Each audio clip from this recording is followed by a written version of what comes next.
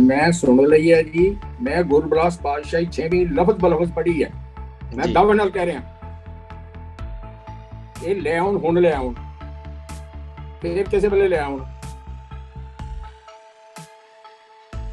मैं जिहड़ी गल कह रहा एक दावे नाल कह रहा, जिवें कह रहे ना दावे नाल कह रहा, मैं भी दावे नाल कह रहा। मैं लफज बलफज पढ़ी है।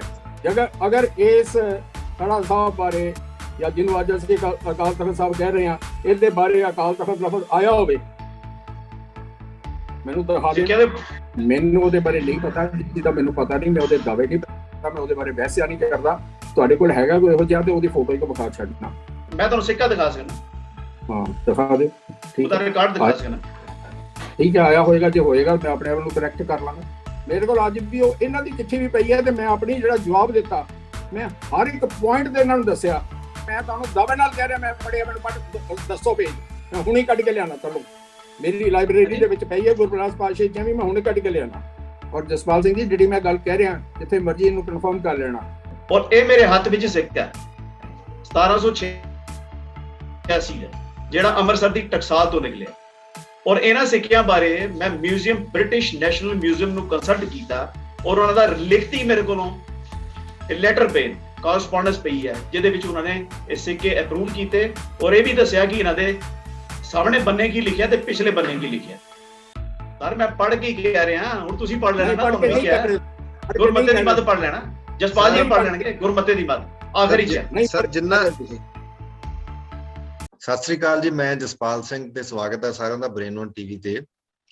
ਜਿਸ ਤਰ੍ਹਾਂ ਸਿੱਖਾਂ ਦੇ ਵਿੱਚ ਇੱਕ ਬੜੀ ਵੱਡੀ ਸਤਿਕਾਰਤ ਸੰਸਥਾ ਹੈ ਜਿਹਦਾ ਨਾਮ ਸ੍ਰੀ ਅਕਾਲ ਤਖਤ ਸਾਹਿਬ ਹੈ, ਔਰ ਉਸ ਸੰਸਥਾ ਦੇ ਨਾਲ ਸੰਬੰਧਿਤ ਪਿਛਲੇ ਸਮੇਂ ਦੌਰਾਨ ਕੁਝ ਕਾਰਵਾਈਆਂ ਇਹੋ ਜਿਹੀਆਂ ਹੋਈਆਂ ਜਿਹਦੇ ਕਰਕੇ ਸਿੱਖਾਂ ਦੇ ਵਿੱਚ ਰੋਸ਼ ਵੀ ਪਿਆ।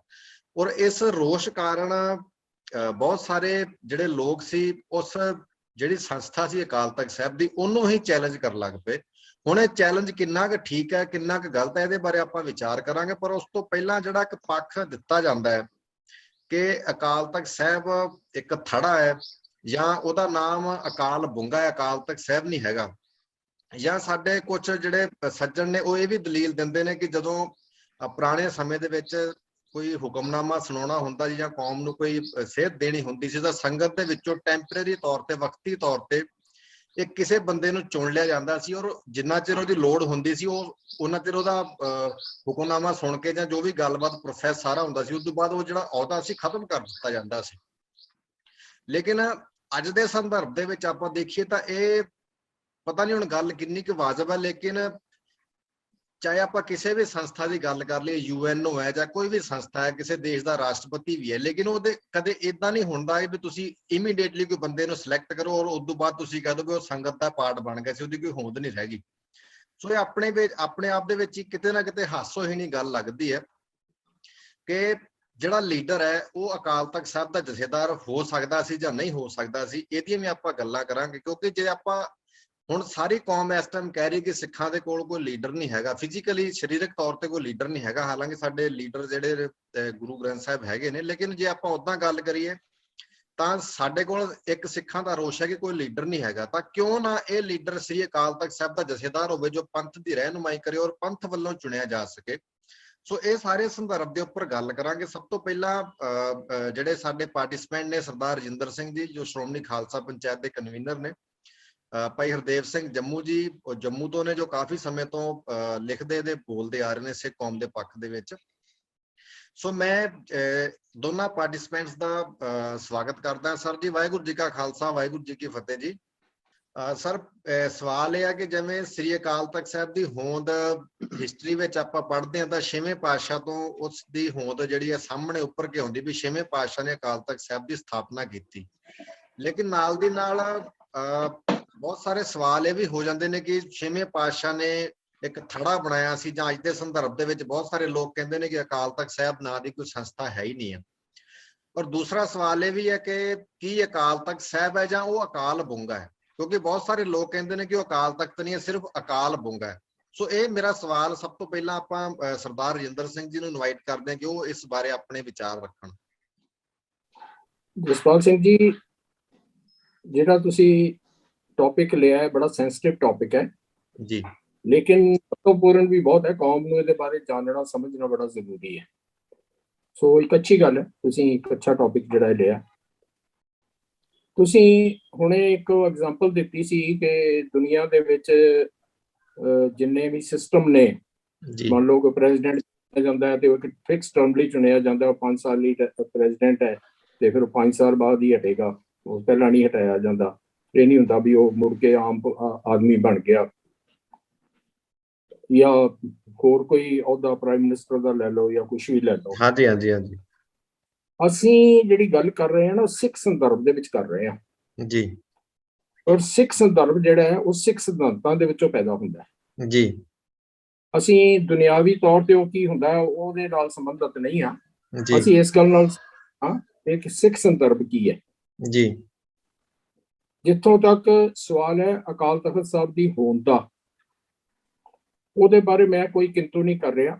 ਜੀ ਮੈਂ ਪੂਰਾ ਸਤਿਕਾਰ ਕਰਦਾ ਅਕਾਲ ਤਖਤ ਸਾਹਿਬ ਦੀ ਸੰਸਥਾ ਦਾ, ਜੀ ਸੰਸਥਾ ਦਾ, ਕਿਸੇ ਵਿਅਕਤੀ ਦਾ, ਕਿਸੇ ਜਥੇਦਾਰ ਦਾ ਨਹੀਂ। ਅਕਾਲ ਜੀ ਤਖਤ ਸਾਹਿਬ ਦੀ ਸੰਸਥਾ ਦਾ ਸਤਿਕਾਰ ਕਰਦਾ। ਇੱਕ ਤੁਸੀਂ ਗੱਲ ਹੁਣੇ ਕਹੀ ਕਿ ਅਕਾਲ ਬੁੰਗਾ ਹੈ ਕਿ ਅਕਾਲ ਤਖਤ ਹੈ। ਜੀ ਦੇਖੋ, ਇਹਦਾ ਇੱਕੋ ਇੱਕ ਪੁਰਾਤਨ ਸੋਰਸ ਅਕਾਲ ਤਖਤ ਬਾਰੇ ਜੀ ਉਹ ਹੈ ਗੁਰਬਿਲਾਸ ਪਾਤਸ਼ਾਹੀ। ਠੀਕ ਹੈ ਜੀ। ਉਹ ਗੁਰਬਿਲਾਸ ਪਾਤਸ਼ਾਹੀ 6ਵੀਂ ਦੇ ਵਿੱਚ ਲਿਖਿਆ ਹੋਇਆ ਕਿ ਗੁਰੂ ਹਰਗੋਬਿੰਦ ਸਾਹਿਬ ਨੇ ਬਣਵਾਇਆ ਤੇ ਬਾਬਾ ਬੁੱਢਾ ਜੀ ਨੇ ਤੇ ਭਾਈ ਗੁਰਦਾਸ ਜੀ ਨੇ ਰਲ ਕੇ ਬਣਾਇਆ। ਉਹਨਾਂ ਨੇ ਸਾਰੀ ਉਸਾਰੀ ਕੀਤੀ, ਜੀ ਕਿਸੇ ਮਿਸਤਰੀ ਨੂੰ ਹੱਥ ਨਹੀਂ ਲਾਉਣ ਦਿੱਤਾ। ਜੀ ਬੁੱਢੇ ਤੇ ਗੁਰਦਾਸ ਬਣਾਇਆ, ਇਹ ਲਿਖਿਆ ਉੱਥੇ। ਹੋਰ ਜਿੰਨੇ ਵੀ ਸੰਦਰਭ ਨੇ ਇਹ ਸਾਰੇ ਨਵੀਨ ਨੇ, ਪੁਰਾਤਨ ਹੋਰ ਕੋਈ ਸੰਦਰਭ ਨਹੀਂ ਮਿਲਦਾ ਇਸ ਬਾਰੇ ਦੇ ਵਿੱਚ। ਠੀਕ ਹੈ ਜੀ। ਔਰ ਉਹ ਜਿਹੜਾ ਗੁਰਬਿਲਾਸ ਪਾਤਸ਼ਾਹੀ 6ਵੀਂ ਦੇ ਵਿੱਚ ਆਉਂਦਾ ਹੈ ਉਹ ਅਕਾਲ ਬੁੰਗਾ ਹੀ ਆਉਂਦਾ। ਠੀਕ ਹੈ ਜੀ। ਉੱਥੇ ਅਕਾਲ ਤਖਤ ਨਹੀਂ ਆਉਂਦਾ। ਉਹ ਅਕਾਲ ਬੁੰਗੇ ਵਾਲਾ ਕਨਸੈਪਟ ਹੀ ਜਿਹੜਾ ਚੱਲਦਾ ਚਲਾ, ਜਿਹੜਾ ਅਕਾਲ ਤਖਤ ਦੀ ਅਸੀਂ ਗੱਲ ਕਰਨੇ ਆ ਨਾ, ਉਹ ਤਾਂ 19ਵੀਂ ਸਦੀ ਦੀ ਲੇਟੈਸਟ ਗੱਲ ਹੈ। 19 ਦੇ ਵੀ ਮੈਂ ਕਹਾਂ 20ਵੀਂ ਸਦੀ ਦੇ ਸ਼ੁਰੂ ਦੇ ਵਿੱਚ ਇਹਨੂੰ ਤਖਤ ਦਾ ਜਿਹੜਾ ਅਹੁਦਾ ਦਿੱਤਾ ਗਿਆ। ਉਹ ਚਲੋ ਪੰਥ ਰਲ ਕੇ ਇੱਕ ਸਮੂਹਿਕ ਫੈਸਲੇ ਦੇ ਤੌਰ ਤੇ ਕਰ ਸਕਦਾ ਹੈ, ਲੇਕਿਨ ਇੱਥੇ ਵੀ ਇੱਕ ਥੋੜੀ ਜਿਹੀ ਮਜ਼ਾਕ ਵਾਲੀ ਗੱਲ ਹੈ ਜੀ। ਅਸੀਂ ਗੱਲ ਜ਼ਰੂਰ ਸਿਰਫ ਅਕਾਲ ਤਖਤ ਦੀ ਕਰਨੇ ਆ, ਲੇਕਿਨ ਇੱਥੇ ਤੇ 5 ਤਖਤ ਬਣਾਏ ਹੋਏ ਨੇ ਜੀ। ਕੀ ਦੁਨੀਆ ਦੇ ਵਿੱਚ ਕੋਈ ਐਸਾ ਕੌਮ ਜਾਂ ਐਸਾ ਮੁਲਕ ਹੈ ਜਿਹਦੇ ਇੱਕ ਤੋਂ ਵਧੇਰੇ ਤਖਤ ਹੋਣ? ਜੀ। ਹਰ ਇੱਕ ਦਾ ਇੱਕ ਕੈਪੀਟਲ ਹੁੰਦਾ, ਉਹਨੂੰ ਹੀ ਤਖਤ ਕਿਹਾ ਜਾਂਦਾ, ਉੱਥੋਂ ਹੀ ਰਾਜ ਸਭਾ ਚੱਲਦੀ ਹੈ। ਹਾਂ, ਜਿਵੇਂ ਇੱਕ ਵੱਡਾ ਮੁਲਕ ਹੈ ਉਹਦੇ ਵਿੱਚ ਛੋਟੀਆਂ ਸਟੇਟਸ ਹੋ ਸਕਦੀਆਂ ਨੇ। ਠੀਕ ਹੈ ਜੀ। ਉਹਨਾਂ ਸਟੇਟਸ ਦੇ ਆਪਣੇ ਕੈਪੀਟਲ ਹੋ ਸਕਦੇ ਨੇ, ਉਹਨਾਂ ਦੇ ਆਪਣੀ ਉੱਥੇ ਰਾਜ ਸਭਾ ਚੱਲ ਸਕਦੀ ਹੈ। ਜੀ। ਲੇਕਿਨ ਇੱਕ ਮੁਲਕ ਦੇ ਅਲੱਗ-ਅਲੱਗ ਤਖਤ ਨਹੀਂ ਹੋ ਸਕਦੇ। ਠੀਕ ਹੈ ਜੀ। ਜਿੱਥੇ ਕਿਹਾ ਜਾਵੇ ਬਰਾਬਰ ਦੇ ਤਖਤ ਨੇ ਜੀ, ਬਰਾਬਰ ਦੇ ਅਧਿਕਾਰ ਨੇ, ਕੁਝ ਇਹੋ ਜਿਹਾ ਕਿਹਾ ਜਾਵੇ। ਔਰ ਇੱਕ ਗੱਲ ਬੜੀ ਸਪਸ਼ਟ ਹੈ ਕਿ ਕਿਸੇ ਗੁਰੂ ਸਾਹਿਬਾਨ ਨੇ ਆਪਣੇ ਜੀਵਨ ਕਾਲ ਦੇ ਵਿੱਚ ਉਹਨੂੰ ਤਖਤ ਦਾ ਸਤਿਕਾਰ ਨਹੀਂ ਦਿੱਤਾ, ਜੀ। ਅਸੀਂ ਬਣਾਏ ਨੇ। ਜੀ। ਤੁਸੀਂ ਇਹ ਹੈਰਾਨ ਹੋਵੋਗੇ ਕਿ ਜਿਹੜਾ ਦਮਦਮਾ ਸਾਹਿਬ ਵਾਲਾ ਤਖਤ ਹੈ, ਇਹ ਤਾਂ 1965-66 ਦੇ ਵਿੱਚ ਹੁੰਦੇ ਚਾਹੇ, ਉਸ ਤੋਂ ਪਹਿਲਾਂ ਤਖਤ ਹੀ ਨਹੀਂ ਸੀ। ਸਰ ਤੁਹਾਡੇ ਕੋਲ 2 ਮਿੰਟ ਰਹਿ ਗਏ ਹੋਰ ਜੀ।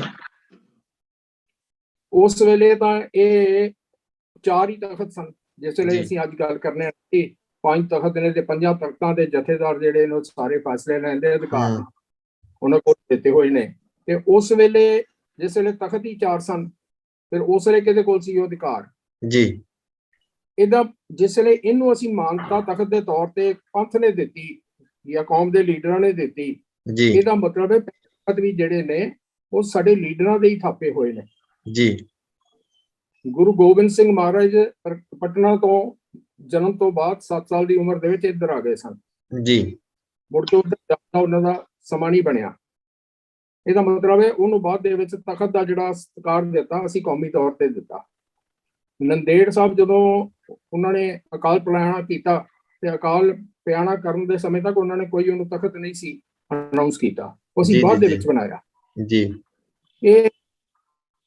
ਇਹਨੂੰ ਜਸਟੀਫਾਈ ਕਰਨ ਲਈ ਬੜਾ ਕੁਝ ਕਿਹਾ ਜਾ ਸਕਦਾ ਹੈ। ਠੀਕ ਹੈ ਜੀ। ਜੀ ਦੇਖੋ ਸਾਡੇ ਤੇ 5 ਤਖਤ ਨੇ। ਇੱਕ ਤੁਸੀਂ ਕਿਹਾ ਸੀ 2 ਮਿੰਟ ਨਹੀਂ, ਕੱਲ ਮੈਂ ਕਈ ਵਾਰੀ ਕੀ ਹੁੰਦਾ ਕਿ ਮੇਕ ਸ਼ਿਫਟ ਅਰੇਂਜਮੈਂਟ ਹੁੰਦੇ ਨੇ ਜੀ ਜਿਵੇਂ ਪਹਿਲਾਂ ਹੁੰਦਾ ਸੀ ਕਿ ਪੰਜਾਬ ਦੀ ਰਾਜਧਾਨੀ ਜਿਹੜੀ ਹੈ ਉਹ ਗਰਮੀਆਂ ਵਿੱਚ ਸ਼ਿਮਲੇ ਸ਼ਿਫਟ ਹੋ ਜਾਂਦੀ ਸੀ ਤੇ ਸਰਦੀਆਂ ਦੇ ਵਿੱਚ ਇੱਥੇ ਪਹਿਲਾਂ ਲਾਹੌਰ ਹੁੰਦੀ ਸੀ, ਬਾਅਦ ਦੇ ਵਿੱਚ ਚੰਡੀਗੜ੍ਹ ਆ ਗਿਆ। ਲੇਕਿਨ ਇੱਕ ਟਾਈਮ ਦੇ ਉੱਤੇ ਇੱਕ ਜਗ੍ਹਾ ਤੋਂ ਸਰਕਾਰ ਚੱਲਦੀ ਸੀ, ਇਹ ਨਹੀਂ ਸੀ ਹੁੰਦਾ ਚੰਡੀਗੜ੍ਹ ਤੋਂ ਵੀ ਚੱਲ ਰਹੀ ਹੈ ਤੇ ਸ਼ਿਮਲੇ ਤੋਂ ਵੀ ਚੱਲ ਰਹੀ ਹੈ ਜੀ। ਅੱਜ ਵੀ ਜੰਮੂ ਕਸ਼ਮੀਰ ਦੇ ਵਿੱਚ ਸ੍ਰੀਨਗਰ ਰਾਜਧਾਨੀ ਹੈ, ਲੇਕਿਨ ਉੱਥੇ ਵੀ ਮੌਸਮ ਦੇ ਹਿਸਾਬ ਨਾਲ ਬਦਲ ਕੇ ਜੰਮੂ ਵੀ ਆਉਂਦੀ ਹੈ। ਠੀਕ ਹੈ ਜੀ। ਕੁਝ ਮਹੀਨਿਆਂ ਵਾਸਤੇ ਉਸ ਵੇਲੇ ਉੱਥੋਂ ਇੱਕ ਜਗ੍ਹਾ ਦੇ ਉੱਤੋਂ ਹੀ ਜਿਹੜਾ ਹੈ ਉੱਥੇ ਦਾ ਸਟੇਟ ਦਾ ਕੰਮ ਚੱਲਦਾ। ਸੋ ਤਖਤ ਇੱਕ ਹੁੰਦਾ ਇਹ ਅਸੀਂ 5 ਮੈਨੂੰ ਉਹਦੇ ਬਾਅਦ ਇਹਨਾਂ ਸਾਰੀਆਂ ਗੱਲਾਂ ਦੇ ਬਾਵਜੂਦ ਅਕਾਲ ਤਖਤ ਸਾਹਿਬ ਦੇ ਬਾਰੇ ਕੋਈ ਸ਼ੰਕਾ ਨਹੀਂ, ਕੋਈ ਮੈਂ ਉਹਦੇ ਕਿੰਤੂ ਨਹੀਂ ਕਰ ਰਿਹਾ। ਜੇ ਕੋਈ ਸ਼ੰਕਿਆ ਵਾਲੀ ਗੱਲਬਾਤ ਹੈ ਨਾ ਤੇ ਜਿਹੜਾ ਸਰਵ ਸ਼ਕਤੀਮਾਨ ਅਸੀਂ ਇੱਕ ਜਥੇਦਾਰ ਕਹਿੰਦੇ ਆ ਉਹਦੇ ਬਾਹਰ ਹੈ। ਉਹਦੇ ਬਾਰੇ ਜਿਵੇਂ ਜਿਵੇਂ ਗੱਲ ਚੱਲੇਗੀ ਆਪਾਂ ਉਹਦੇ ਬਾਰੇ ਵਿਚਾਰ ਕਰਾਂਗੇ। ਤੁਸੀਂ ਕਿਹਾ 2 ਮਿੰਟ ਦਾ ਸਮਾਂ ਆਪਾਂ ਉਹਦੇ ਬਾਰੇ। ਹਰਦੇਵ ਜੀ ਤੁਸੀਂ ਭਾਈ ਰਜਿੰਦਰ ਸਿੰਘ ਹੁਣਾਂ ਦੀ ਗੱਲ ਸੁਣ ਲਈ, ਤੁਹਾਡਾ ਇਸ ਬਾਰੇ ਸਾਰੇ ਮਸਲੇ ਬਾਰੇ ਕੀ ਕਹਿਣਾ? ਤੁਸੀਂ ਮੇਰਾ ਸਵਾਲ ਵੀ ਸੁਣ ਲਿਆ ਪਹਿਲਾਂ। ਮੇਰੇ ਕੋਲ ਟਾਈਮ ਕਿਤਨਾ ਹੈ ਕਹਿਣੇ ਸੀ ਗੱਲ? 5 ਮਿੰਟ ਕਹਿ ਲਓ। 5 ਮਿੰਟ ਹੈਗੇ ਨੇ ਜੀ। ਪਹਿਲੀ ਗੱਲ ਤੇ ਮੈਂ ਇਹ ਕੋਈ ਵਿਰੋਧੀ ਗੱਲ ਨਹੀਂ ਹੈ ਜੀ, ਕਿਉਂਕਿ ਉਹ ਫੈਕਟ ਦੇ ਤੌਰ ਤੇ ਰਜਿੰਦਰ ਸਿੰਘ ਜੀ ਨੇ ਗੱਲ ਕੀਤੀ ਹੈ। ਸਾਡੇ ਸਤਿਕਾਰਯੋਗ ਆਪਣੇ ਵਡੇਰੇ ਨੇ ਤੇ ਉਹਨਾਂ ਦੇ ਬਾਰੇ ਚ ਮੈਂ ਗੱਲ ਕਵਾਂਗਾ ਕਿ ਉਹਨਾਂ ਨੂੰ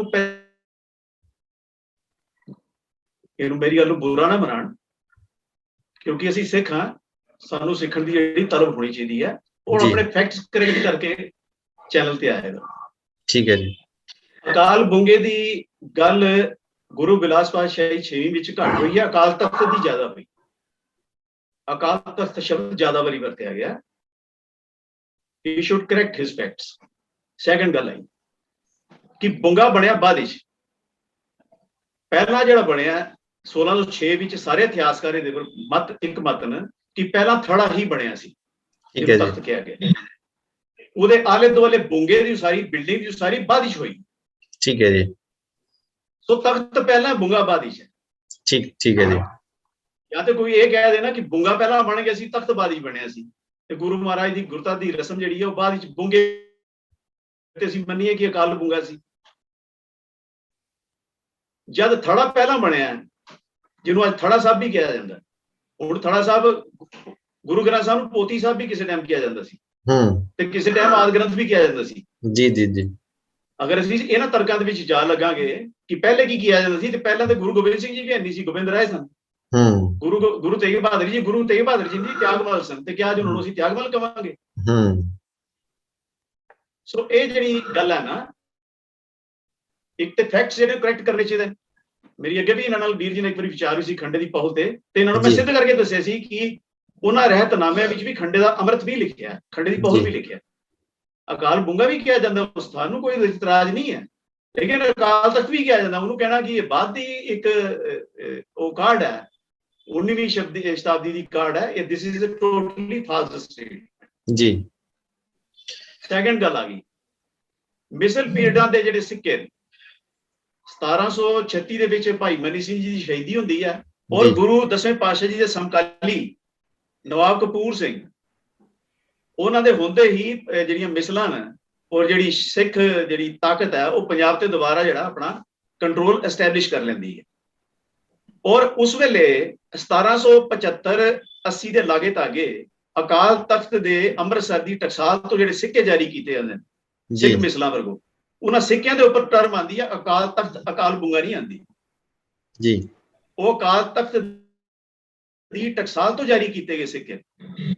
ਸੋ ਇਹ ਇੱਕ ਤਰ੍ਹਾਂ ਇਹ ਗੱਲ ਜ਼ਾਹਿਰ ਕਰਨੀ ਕਿ ਬਈ ਅਕਾਲ ਤਖਤ ਦੇ ਇੰਸਟੀਟਿਊਸ਼ਨ ਤੇ ਕੋਈ ਕਿੰਤੂ ਨਹੀਂ ਹੈ, ਉਹ ਦੂਸਰਾ ਉਹਨੂੰ ਇੱਕ ਭੰਬਲ ਭੂਸੇ ਦੇ ਵਿੱਚ ਨਾਲ ਦੇ ਨਾਲ ਹੀ ਸੁੱਟ ਦੇਣਾ, ਮੇਰੇ ਖਿਆਲ ਇਹ ਗੱਲ ਨਹੀਂ ਹੈ। ਇਹ ਸਾਨੂੰ ਇਹਦੇ ਵਿੱਚ ਆਪਣੇ ਫੈਕਟਸ ਜਿਹੜੇ ਉਹ ਕਰੈਕਟ ਕਰਕੇ ਆਉਣਾ ਚਾਹੀਦਾ। ਔਰ ਇਸ ਤਰ੍ਹਾਂ ਅਨਨੈਸੈਸਰੀ ਜਿਹੜਾ ਨਾ ਇੱਕ ਭੰਬਲ ਭੂਸਾ ਨਾਲ ਦੇ ਨਾਲ ਖੜਾ ਕਰ ਦੇਣਾ, ਨਾਲ ਦੇ ਨਾਲ ਕਹਿਣਾ ਕਿ ਅਸੀਂ ਉੱਥੇ ਕੋਈ ਕਿੰਤੂ ਨਹੀਂ ਹੈ, that is not a good way to talk. ਸੋ ਮੇਰਾ ਪਰਪਸ ਕੋਈ ਆਪਣੇ ਮੇਰੇ ਸਤਿਕਾਰਯੋਗ ਰਜਿੰਦਰ ਸਿੰਘ ਜੀ ਨੇ ਇਹਨਾਂ ਨੂੰ ਕੋਈ ਮਤਲਬ ਨਿੱਜੀ ਤੌਰ ਤੇ ਕੋਈ ਕ੍ਰਿਟਿਸਾਈਜ਼ ਕਰਨਾ ਨਹੀਂ ਹੈ, ਬਟ ਮੈਂ ਕਹਿਣਾ ਕਿ ਇੱਕ ਰਿਸਪੌਂਸਿਬਿਲਿਟੀ, ਇੱਕ ਸੈਂਸ ਆਫ ਰਿਸਪੌਂਸਿਬਿਲਿਟੀ ਹੋਣੀ ਚਾਹੀਦੀ ਹੈ ਕਿ ਵੈਨ ਵੀ ਆਰ ਟਾਕਿੰਗ, ਜਿਹੜੇ ਅਸੀਂ ਜਨਤਕ ਤੌਰ ਤੇ ਕੋਈ ਗੱਲ ਕਰ ਰਹੇ ਹਾਂ, ਉਸ ਲਈ ਅਸੀਂ ਕਿਸੇ ਦਾਅਵੇ ਦੇ ਨਾਲ ਫੈਕਟਸ ਨੂੰ ਮਿਸ ਪ੍ਰੈਜ਼ੈਂਟ ਨਾ ਕਰੀਏ। ਔਰ ਇਹ ਖੋਲ ਕੇ ਦੇਖ ਲੈਣ ਗੁਰੂ ਬਿਆਸ ਪਾਤਸ਼ਾਹੀ ਛੇਵੀਂ ਕੋਈ ਅਕਾਲ ਤਖਤ ਯੂਜ਼ ਹੋਇਆ ਕਿ ਨਹੀਂ ਹੋਇਆ। ਅਗਰ ਨਹੀਂ ਹੋਇਆ ਤੇ ਆਈ ਵਿਲ ਬੀ ਰਿਸਪੌਂਸਿਬਲ, ਮੈਂ ਆਪਣੇ ਮਾਫੀ ਮੰਗ ਕੇ ਬਕਾਇਦਾ ਉਹਨਾਂ ਕੋਲ ਆਪਣੇ ਸ਼ਬਦ ਵਾਪਸ ਲਵਾਂਗਾ। ਸਰ ਇੱਕ ਸੈਕੰਡ ਗੱਲ ਆ ਗਈ ਜੀ, ਤੁਸੀਂ ਕੰਪਲੀਟ ਕਰੋ ਜੀ, ਤੁਸੀਂ ਕੰਪਲੀਟ ਕਰੋ ਪਹਿਲਾਂ। ਸੈਕੰਡ ਗੱਲ ਆ ਗਈ, ਇਹਨੂੰ ਮੈਂ ਇੱਥੇ ਸਮ ਅਪ ਕਰਨਾ, ਜਿੱਥੋਂ ਤੱਕ ਟਰਮ ਦੀ ਗੱਲ ਹੈ ਕਿ ਬੁੰਗਾ ਇੱਕ ਬਿਲਡਿੰਗ ਨੂੰ ਕਿਹਾ ਜਾਂਦਾ ਹੈ, ਉਹ ਔਰ ਬੁੰਗੇ ਇੱਕ ਇਮਾਰਤ ਨਾਲ ਜੁੜੇ ਹੁੰਦੇ ਨੇ। ਬੁੰਗਾ ਬਾਅਦ ਵਿੱਚ ਬਣਿਆ, ਤਖਤ ਜਿਹੜਾ ਉਹ ਪਹਿਲਾਂ ਬਣਿਆ ਸੀ, ਠੀਕ ਹੈ, ਇੱਕ ਗੱਲ।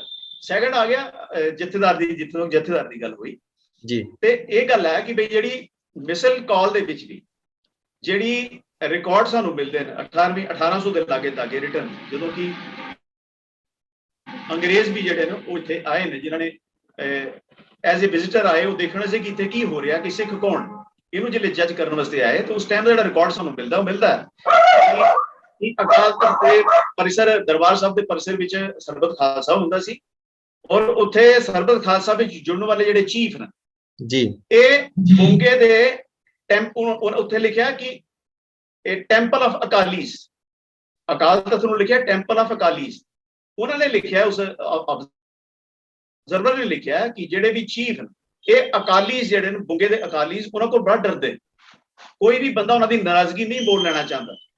ਇਸ ਵਾਸਤੇ ਨਹੀਂ ਮੋਲ ਲੈਣਾ ਚਾਹੁੰਦਾ ਕਿਉਂਕਿ ਉਹ ਅਕਾਲੀ ਜਿਹੜੇ ਨੇ ਉਹ ਇੱਕ ਵਾਰੀ ਕਿਸੇ ਦਾ ਬਾਈਕਾਟ ਕਰ ਦੇਣ ਤੇ ਫਿਰ ਉਹਨੂੰ ਸਮਾਜ ਵਿੱਚ ਕੋਈ ਅੱਛੀ ਨਜ਼ਰ ਨਾਲ ਨਹੀਂ ਦੇਖਿਆ ਜਾਂਦਾ, ਉਹਨੂੰ ਡਿਸਕਾਰਡ ਕੀਤਾ ਜਾਂਦਾ। ਸੋ ਇਹ ਪਰੰਪਰਾ ਜਿਹੜੀ ਹੈ, ਇਹ ਅੰਗਰੇਜ਼ਾਂ ਦੇ ਪੰਜਾਬ ਵਿੱਚ ਕਾਬਜ਼ ਹੋਣ ਤੋਂ ਪਹਿਲਾਂ ਦੀ ਜਿਹੜੀ ਚੱਲ ਰਹੀ ਸੀ ਜੀ। ਸੈਕੰਡ ਗੱਲ ਆ ਗਈ ਕਿ ਸਿਸਟਮ, ਹੁਣ ਜਿਹੜੇ ਅਸੀਂ ਜਿਹੜੇ ਇੱਕ ਨਵੇਂ ਸਿਸਟਮ ਦੇ ਵਿੱਚ, ਨਵੇਂ ਦੌਰ ਦੇ ਵਿੱਚ ਆਉਣ, ਜਾਂ ਤੇ ਅਸੀਂ ਮਿਸਲਾਂ ਦੇ ਵਿੱਚ ਵੰਡੇ ਜਾਈਏ ਦੁਬਾਰਾ, ਤੇ ਫਿਰ ਅਸੀਂ ਉਦਾਂ ਦੀ ਗੱਲ ਕਰ ਲਈਏ। ਤੇ ਜੇ ਅਸੀਂ ਮਿਸਲਾਂ ਵਰਗਾ ਇਸ ਲਈ ਨਹੀਂ ਵੰਡੇ ਦੇ, ਅਸੀਂ ਇੱਕ ਡਿਫਰੈਂਟ ਸ਼ੇਪ ਆਫ ਸਰਕਮਸਟੈਂਸਿਸ ਚ, ਤੇ ਫਿਰ ਸਾਨੂੰ ਉਹਦੇ ਮੁਤਾਬਕ ਗੱਲ ਕਰਨੀ ਪਏਗੀ। ਅਗਰ ਉਹਦੇ ਮੁਤਾਬਕ ਗੱਲ ਕਰੀਏ ਤੇ ਤੁਸੀਂ ਦੇਖੋ ਕਿ ਇੱਕ ਟਾਈਮ ਪੋਪ ਦੇ ਖਿਲਾਫ ਵੀ ਪੋਪ ਨੇ ਵਧੀਕੀਆਂ ਕੀਤੀਆਂ, ਪੋਪ ਨੇ ਸਰਵ ਨਰਕ ਦੇ ਟਿਕਟ ਬਣਨੇ ਸ਼ੁਰੂ ਕੀਤੇ, ਤੇ ਉਹਦੇ ਖਿਲਾਫ ਇੱਕ ਜਿਹਾਦ ਜਿਹੜਾ ਖੜਾ ਹੋਇਆ ਜੀ, ਇੱਕ ਸਟਰਗਲ ਖੜੀ ਹੋਈ, ਤੇ ਉਹਦੇ ਵਿੱਚ ਉਹ ਸਾਰਾ ਸਿਸਟਮ ਅਸੀਂ ਜਾਣਦੇ ਕਿ ਕਿਸ ਤਰ੍ਹਾਂ ਉਹ ਰੀਫਾਰਮੇਸ਼ਨ ਜਿਹੜੀ ਹੋਈ, ਰੇਨੇਸਾਂਸ ਆਈ। ਲੇਕਿਨ ਉਹਨਾਂ ਨੇ ਦੇਖੋ ਅਕਲਮੰਦੀ ਕੀਤੀ, ਉਹਨਾਂ ਲੋਕਾਂ ਨੇ ਪੋਪ ਦੇ ਅਹੁਦੇ ਨੂੰ ਅਬੋਲਿਸ਼ ਨਹੀਂ ਕੀਤਾ। ਅੱਜ ਵੀ ਪੋਪ ਦਾ ਉਹਦਾ ਜਿਹੜਾ ਬਰਕਰਾਰ ਹੈ, ਔਰ ਉਹਦਾ ਹਾਲੀ ਸੀਜ਼ ਕਰਕੇ ਉਸ ਅਹੁਦੇ ਨੂੰ ਜਾਣਿਆ ਜਾਂਦਾ ਹੈ, ਔਰ ਉਸ ਹਾਲੀ ਸੀਜ਼ ਦੇ 135 ਮੁਲਕਾਂ ਦੇ ਵਿੱਚ ਆਪਣੀਆਂ ਐਮਬੈਸੀਆਂ ਪੋਪ ਦੀਆਂ ਜੀ, ਦੁਨੀਆ ਦੇ 135 ਮੁਲਕਾਂ ਵਿੱਚ ਪੋਪ ਦੀਆਂ ਯਾਨੀ ਕਿ ਹਾਲੀ ਸੀਜ਼ ਦੀਆਂ ਐਮਬੈਸੀਜ਼ ਨੇ, ਔਰ ਉੱਥੇ ਐਮਬੈਸਡਰ, ਈਵਨ ਯੂਐਨਓ ਦੇ ਵਿੱਚ ਉਹਦੀ ਇੱਕ ਪਰਮਾਨੈਂਟ ਸੀਟ ਹੈ, ਚਾਹੇ ਉਹ ਐਡਵਾਈਜ਼ਰੀ ਰੂਪ ਵਿੱਚ ਹੈ। ਜਿਸ ਤਰ੍ਹਾਂ ਇਰਾਕ ਵਾਰ ਦੇ ਵਿੱਚ ਜਿਸ ਵੇਲੇ ਅਮਰੀਕਾ ਨੇ ਐਪਲੀਕੇਸ਼ਨ ਪਾਈ ਸੀ ਕਿ ਅਸੀਂ ਇਰਾਕ ਵਿੱਚ ਜੰਗ ਕਰਨਾ ਚਾਹੁੰਦੇ ਹਾਂ, ਤੇ ਹਾਈ ਸੀਜ਼ ਪੋਪ ਦੇ ਖਿਲਾਫ ਸੀ। ਸੋ ਪੋਪ ਨੂੰ ਉਹਨਾਂ ਨੇ ਇਸ ਤਰ੍ਹਾਂ, ਉਹ ਲੋਕ ਸਮਝਦਾਰ ਨੇ, ਉਹਨਾਂ ਨੇ ਪੋਪ ਦੇ ਉਹਦੇ ਨੂੰ ਜਿੱਥੇ ਤੱਕ ਰਿਫਾਰਮ ਕੀਤਾ, ਔਰ ਉਹਨੂੰ ਇਸ ਤਰ੍ਹਾਂ ਖੱਜਲ ਨਹੀਂ ਕੀਤਾ ਜਿਸ ਤਰ੍ਹਾਂ ਅਸੀਂ ਕਰ ਰਹੇ ਜੀ। ਜਿਸ ਤਰ੍ਹਾਂ ਅਸੀਂ ਟਿੱਪਣੀਆਂ ਕਰਨੇ ਆ ਨਾ, ਬਈ ਇਹ ਹੈ ਹੁੰਦੇ ਨਹੀਂ ਸੀ, ਹੈ ਨਹੀਂ ਸੀ, ਇਹ ਨਹੀਂ ਸੀ, ਉਹ ਸੀ, ਉਹ ਨਹੀਂ ਸੀ, ਇਸ ਤਰ੍ਹਾਂ ਉਹਨਾਂ ਅੰਗਰੇਜ਼ਾਂ ਨੇ ਅੱਜ ਵੀ ਆਪਣੇ ਪੋਪ ਦੇ ਅਹੁਦੇ ਨੂੰ ਜਲੀਲ ਨਹੀਂ ਕੀਤਾ।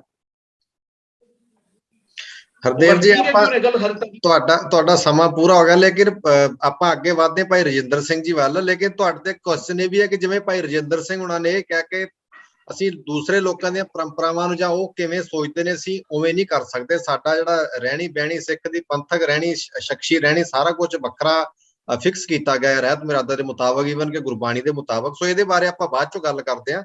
ਸੋ ਅਗਲੀ ਗੱਲ ਆਪਾਂ ਭਾਈ ਰਜਿੰਦਰ ਸਿੰਘ ਹੁਣਾਂ ਜੀ ਤੋਂ ਗੱਲ ਕਰਦੇ ਹਾਂ ਕਿ ਭਾਈ ਸਾਹਿਬ, ਜਿਹੜੀ ਤੁਸੀਂ ਗੱਲ ਕੀਤੀ ਕਿ ਗੁਰਬਿਲਾਸ ਪਾਤਸ਼ਾਹੀ ਛੇਵੀਂ ਦੇ ਵਿੱਚ ਅਕਾਲ ਬੁੰਗਾ ਸ਼ਬਦ ਵਰਤਿਆ ਗਿਆ, ਲੇਕਿਨ ਹਰਦੇਵ ਸਿੰਘ ਜੰਮੂ ਨੇ ਉਸ ਚੀਜ਼ ਨੂੰ ਕੰਡੈਮ ਕਰਤਾ, ਰੱਦ ਕਰ ਦਿੱਤਾ ਕਿ ਇਸ ਤਰੀਕੇ ਨਾਲ ਨਹੀਂ ਹੈਗਾ, ਉੱਥੇ ਅਕਾਲ ਤਖਤ ਜ਼ਿਆਦਾ ਵਾਰ ਵਰਤਿਆ ਗਿਆ। ਤੁਸੀਂ ਇਹਦੇ ਬਾਰੇ ਹੁਣ ਕੀ ਕਹਿਣਾ ਚਾਹੋਗੇ? ਇਸ ਤਰ੍ਹਾਂ ਜੀ ਵੀ ਗੁਰਬਿਲਾਸ ਪਾਤਸ਼ਾਹੀ ਛੇਵੀਂ ਮੇਰੇ ਕੋਲ ਵੀ ਹੈ ਜੀ, ਤੇ ਇਹਨਾਂ ਕੋਲ ਵੀ ਹੋਣੀ ਹੈ, ਤਾਂ ਇਹ ਡੇਟ ਅਥੈਂਟੀਕੇਸ਼ਨ ਦਾ ਕਹਿ ਰਹੇ ਨੇ। ਮੈਂ ਵੀ ਹੁਣੇ ਲੈ ਆਉਣਾ ਆਪਣੀ ਲਾਇਬ੍ਰੇਰੀ ਚੋਂ, ਇਹ ਵੀ ਲੈ ਆਉਣ, ਮੈਨੂੰ ਕੱਢ ਕੇ ਦੱਸ ਦੇਣ ਕਿਹੜੇ ਪੰਨੇ ਦੇ ਉੱਤੇ ਲਿਖਿਆ ਅਕਾਲ ਤਖਤ ਜੀ। ਜਿਹੜਾ ਤਖਤ ਲਫ਼ਜ਼ ਦੀ ਗੱਲ ਹੈ, ਤਖਤ ਲਫ਼ਜ਼ ਤਾਂ ਚੱਲ ਰਿਹਾ ਗੁਰੂ ਨਾਨਕ ਸਾਹਿਬ ਦੇ ਸਮੇਂ ਤੋਂ, ਗੁਰਬਾਣੀ ਦੇ ਵਿੱਚ ਆਉਂਦਾ ਨਾਨਕ ਕਾਇਆ ਪਲਟ ਕਰ ਮਲ ਤਖਤ ਬੈਠਾ ਸਹਿ ਢਾਲੀ ਜੀ। ਗੁਰੂ ਨਾਨਕ ਸਾਹਿਬ ਨੇ ਕਾਇਆ ਪਲਟੀ, ਗੁਰੂ ਅੰਗਦ ਸਾਹਿਬ ਬਣ ਕੇ ਤੇ ਉਸ ਤਖਤ ਦੇ ਉੱਤੇ ਬੈਠ ਗਏ ਜੀ। ਉਹ ਕੀ ਕਹੋਗੇ, ਉੱਥੇ ਅਕਾਲ ਤਖਤ ਦੀ ਗੱਲ ਹੋ ਰਹੀ ਹੈ। ਇਸ ਤਰ੍ਹਾਂ ਹੀ ਇੱਕ ਆਉਂਦਾ ਰਾਜਯੋਗ ਤਖਤ ਦੀਨ ਗੁਰੂ ਰਾਮਦਾਸ। ਗੁਰੂ ਰਾਮਦਾਸ ਪਾਤਸ਼ਾਹ ਨੂੰ ਗੁਰੂ ਅਮਰਦਾਸ ਪਾਤਸ਼ਾਹ ਨੇ ਜਿਹੜਾ ਹੈ ਗੁਰਗੱਦੀ ਦਿੱਤੀ, ਉਹਨੂੰ ਤਖਤ ਕਿਹਾ ਜਾ ਰਿਹਾ ਜੀ। ਉਹਨੂੰ ਕੀ ਕਵਾਂਗੇ ਵੀ ਉੱਥੇ ਅਕਾਲ ਤਖਤ ਹੈ। ਇੱਕ ਭੱਟ ਸਾਹਿਬ ਮੇਰਾ ਭੱਟ ਮਥੁਰਾ ਜੀ ਦਾ ਹੈ, ਵਿਦਮਾਨ ਗੁਰੂ ਆਪ ਛਪਿਓ ਸਿਰ ਸਾਚੋ ਤਖਤ ਗੁਰੂ ਰਾਮਦਾਸ ਹੈ। ਉੱਥੇ ਵੀ ਤਖਤ ਆ ਰਿਹਾ। ਤਖਤ ਲਫ਼ਜ਼ ਆਉਣਾ ਜਾਂ ਅਕਾਲ ਤਖਤ ਲਫ਼ਜ਼ ਆਉਣਾ ਉਹਦਾ ਇਹਦੇ ਨਾਲ ਸੰਬੰਧ ਨਹੀਂ ਕਿ ਉਹਦੇ ਬਾਰੇ ਗੱਲ ਕੀਤੀ ਜਾ ਰਹੀ ਹੈ। ਇੱਕ ਗੱਲ ਹੋਰ ਮੈਂ ਜ਼ਰੂਰੀ ਸਪਸ਼ਟ ਕਰਨਾ ਚਾਹੁੰਦਾ, ਇਹ ਜਿਹੜਾ ਹੁਣੇ ਇਹਨਾਂ ਨੇ ਹਰਦੇਵ ਸਿੰਘ ਜੀ ਨੇ, ਮੈਂ ਤਾਂ ਉਹ ਡਿਸਕਸ਼ਨ ਲਈ ਆਇਆ ਸੀ, ਬਟ ਇਹ ਇਹੋ ਜਿਹਾ ਮਾਹੌਲ ਬਣਾ ਲੈਂਦੇ ਨੇ ਜਿਵੇਂ ਆਪਾਂ ਕੰਪੀਟੀਸ਼ਨ ਕਰਨਾ ਆ। ਤੇ ਕੋਈ ਗੱਲ ਨਹੀਂ, ਮੈਂ ਤਾਂ ਬੜੀ ਨਿਮਰਤਾ ਨਾਲ ਜੋ ਸੱਚਾਈ ਹੈ ਉਹ ਜਿਹੜੀ ਹੈ ਉਹ ਪੇਸ਼ ਕਰ ਦੇਣੀ ਹੈ। ਇਹ ਹੁਣੇ ਕਹਿੰਦੇ ਨੇ ਕਿ ਜੀ ਮੈਂ ਇਹਨਾਂ ਨਾਲ ਡਿਸਕਸ਼ਨ ਕੀਤੀ ਪਾਹੁਲ ਬਾਰੇ, ਤੇ ਮੈਂ ਦਿਖਾਇਆ ਕਿ ਪਾਹੁਲ ਵੀ ਆਇਆ ਤੇ ਅੰਮ੍ਰਿਤ ਵੀ ਆਇਆ। ਮੈਂ ਤੇ ਉਦੋਂ ਹੀ ਗੱਲ ਸਪਸ਼ਟ ਕੀਤੀ ਸੀ ਵੀ ਪਾਹੁਲ ਸੀ, ਹੌਲੀ ਹੌਲੀ ਉਹਦੇ ਵਿੱਚ ਨਾਲ ਅੰਮ੍ਰਿਤ ਜੁੜ ਗਿਆ ਜੀ, ਔਰ ਹੌਲੀ ਹੌਲੀ ਪਾਹੁਲ ਪਾਸੇ ਹੋ ਗਈ ਤੇ ਅੰਮ੍ਰਿਤ ਰਹਿ ਗਿਆ। ਹਾਲੇ ਕਿ ਮੈਂ ਮਤਲਬ ਇਹ ਸ਼ਾਇਦ ਆਪ ਐਪਰੀਸ਼ੀਏਟ ਕਰਨਗੇ, ਇਹ ਉੱਥੇ ਮੈਂ ਜੰਮੂ ਗਿਆ ਹੋਇਆ ਸੀ ਕਿਸੇ ਕੰਮ ਲਈ, ਤੇ ਅਨਇਨਫੋਰਮਡ ਵਿਦਆਊਟ ਅਪਾਇੰਟਮੈਂਟ ਆ ਕੇ ਮੇਰੇ ਕੋਲ ਬਹਿ ਗਿਆ ਵੀ ਹੁਣੀ ਜਿਹੜੀ ਹੈ ਉਹ ਵਿਚਾਰ ਕਰਨੀ ਹੈ। ਮੈਨੂੰ ਉਸ ਦੇ ਕੋਈ ਇਤਰਾਜ਼ ਨਹੀਂ, ਮੈਨੂੰ ਕੋਈ ਗਿਲਾ ਨਹੀਂ ਉਸ ਗੱਲ ਦਾ। ਲੇਕਿਨ ਜਿਹੜੀ ਗੱਲ ਨੂੰ ਇਹ ਦੱਸਣਾ ਚਾਹੁੰਦੇ ਨੇ, ਇਹ ਤਾਂ ਉੱਥੇ ਡਿਸਕਸ਼ਨ ਹੋਈ ਹੈ, ਉਹ ਸਰੋਤੇ ਦੇਖ ਲੈਣ, ਜਿਹੜੇ ਦੇਖਣਾ ਚਾਹਣ ਉਹ ਦੇਖ ਲੈਣ ਇਸ ਗੱਲ ਨੂੰ। ਮੈਂ ਉੱਥੇ ਇੱਕ ਨਹੀਂ 20 ਪ੍ਰਮਾਣ ਦਿੱਤੇ ਆ ਜਿੱਥੇ ਪਾਹੁਲ ਲਫ਼ਜ਼ ਆ ਰਿਹਾ, ਔਰ ਫਿਰ ਉਹਦੇ ਵਿੱਚ ਆ ਰਿਹਾ ਪਾਹੁਲ ਵੀ ਆ ਰਿਹਾ ਤੇ ਅੰਮ੍ਰਿਤ ਵੀ ਆ ਰਿਹਾ। ਉਹ ਗੱਲ ਬੜੀ ਸਪਸ਼ਟ ਹੈ ਕਿ ਪਹਿਲਾਂ ਪਾਹੁਲ ਸੀ, ਪਾਹੁਲ ਤੋਂ ਵਿੱਚ ਨਾਲ ਅੰਮ੍ਰਿਤ ਜੁੜਨਾ ਸ਼ੁਰੂ ਹੋ ਗਿਆ, ਹੌਲੀ ਹੌਲੀ ਪਾਹੁਲ ਪਾਸੇ ਹੋ ਗਈ ਤੇ ਅੰਮ੍ਰਿਤ ਰਹਿ ਗਿਆ। ਮੈਂ ਉਸ ਵਿਸ਼ੇ ਤੇ ਨਹੀਂ ਜਾਣਾ ਚਾਹੁੰਦਾ ਸੀ ਕਿਉਂਕਿ ਇਹਨਾਂ ਨੇ ਖਾਸ ਤੌਰ ਤੇ ਉਹਦਾ ਰੈਫਰੈਂਸ ਦਿੱਤਾ, ਤਾਂ ਮੈਂ ਉਸ ਗੱਲ ਨੂੰ ਕਲੀਅਰ ਕੀਤਾ। ਜਿੱਥੋਂ ਤੱਕ ਸਵਾਲ ਹੈ ਤਖਤ ਲਫ਼ਜ਼ ਆਉਣ ਦਾ ਜਾਂ ਅਕਾਲ ਤਖਤ ਲਫ਼ਜ਼ ਆਉਣ ਦਾ, ਸਵਾਲ ਤੇ ਹੈ ਕਿ ਉਸ ਬਿਲਡਿੰਗ ਬਾਰੇ ਜਾਂ ਉਸ ਥੜੇ ਬਾਰੇ ਕੀ ਲਿਖਿਆ। ਇੰਪੋਰਟੈਂਸ ਉਸ ਗੱਲ ਦੀ ਹੈ ਜੀ। ਇਹਨਾਂ ਕਿਹਾ ਭੰਬਲਪੁਰ ਸਾਹਿਬ ਪਾਉਣ ਦੀ ਕੋਸ਼ਿਸ਼ ਹੈ। ਮੈਂ ਕਹਿੰਦਾ ਜੀ ਪੰਥ ਨੂੰ ਅਧਿਕਾਰ ਹੈ, ਉਹਨੇ ਇੱਕ ਥੜੇ ਨੂੰ ਤਖਤ ਦਾ ਮਾਨ ਦੇ ਦਿੱਤਾ, ਮੈਂ ਮੰਨਣਾ ਉਹਦੇ ਕੇ ਸਿਰ ਨੂੰ ਆਉਣਾ, ਲੇਕਿਨ ਉਹਦੇ ਬਾਰੇ ਸੱਚਾਈ ਦੱਸਣ ਦਾ ਮਤਲਬ ਹੈ ਭੰਬਲਪੁਰ ਸਾਹਿਬ ਆਉਣਾ।